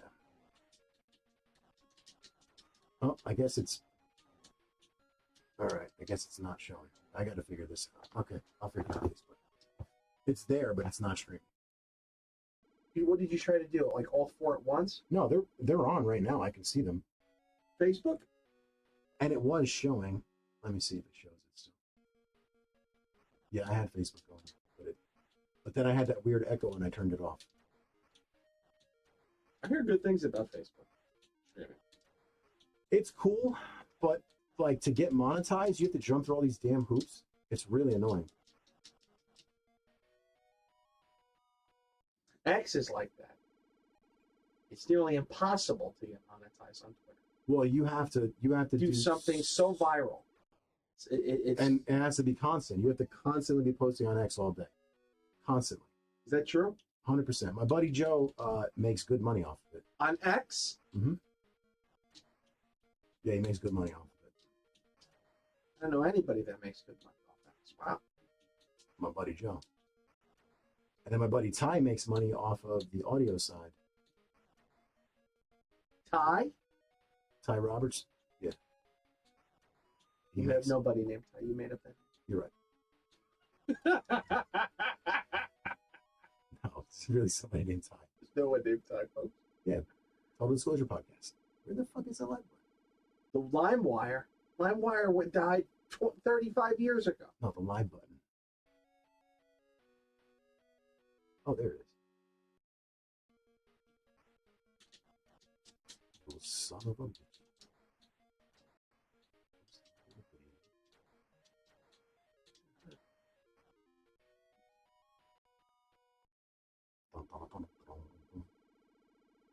Yeah, I was getting horrific echo before. I couldn't figure it out. Did they say something? Hmm? They said something about the Yeah, it was bad. It was really bad. that bit. It's because of the headphones for some reason. My headphones went on or whatever. See, some people want to interview our friend Vincent. yeah. Oh, Some, yes. Some big people. I've been wanting to plug him. Video Game 911, guys. Videogame911.com. If you have broken consoles, broken games, any type of controllers, old consoles you want to refurbish, anything, electronic-wise, video game-wise, you need it fixed, Video Game 911, my boy Vinny in Denver. He's got an excellent, excellent site, and he's got a hell of a business. We connected him with JPEXel. It's going to be on Open Fridge, Gamer Fridge. Nice. Mr. Encoder, P-Dubs. Nice. He's scheduling an interview with him. Very nice. So yeah, we're. Did you give him their numbers? Yeah. He got all the contact information. He's. Did you see that YouTube video I sent when he was on that show? Yeah. Yeah. Pretty cool. My boy Vince, Video Game 911. He's in Denver right now, but where is he moving to? What's up, Monkey King? He is moving to Ledgewood, I believe it is. About 15 minutes from here. Lakewood. No, not Lakewood. Ledgewood. Ledgewood? Yeah, Lakewood is down by Jackson. That's an hour away. Ledgewood. 20 minutes away. You're certain Ledgewood? Positive. Yeah, I just spoke to him a couple hours ago.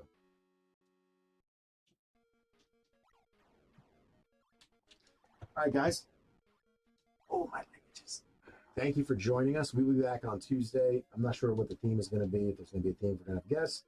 But it's going to be the holiday special, so it's Memorial Day special. So we're going to be honoring fallen soldiers and past, present, and future. And just stick with it around with us just for 2 more minutes, because I'm almost. And Joe will be. Yeah, I'm not done. We got. I'm almost speed running. We got 6 minutes. I'm almost speed running this.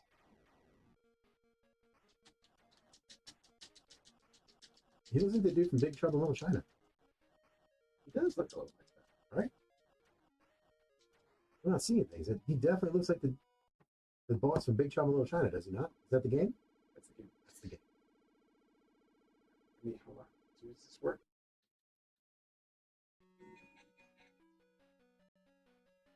This was a speed run of Kung Fu Kid for the Sega Master System, 1987. Great game. Great game. This is a very laid-back show. He was chilling. But next week we'll be back. Sean, you want to have somebody in the studio next week? What do you want to do? What do you want to have? Yeah, I think so. All right, let's go. And you know what we're going to do? We're going to kick his ass at the control panel in some games. That's what we're going to have some fun with.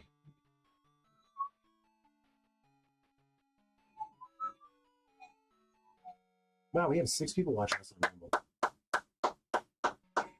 And that was the Kung Fu Kid with Sega Master System. Speed run. Hope you enjoyed that. Could only do 2 today. Mortal Kombat and the Kung Fu Kid. How much time do I have? You have plenty of time. I have plenty of time. You have 5 minutes. Yeah, sure. Well, you want to speed run something else? I can. I did 2 games. I have it going into overtime. You can go longer. Yeah, well, we'll save it for next time. See ya.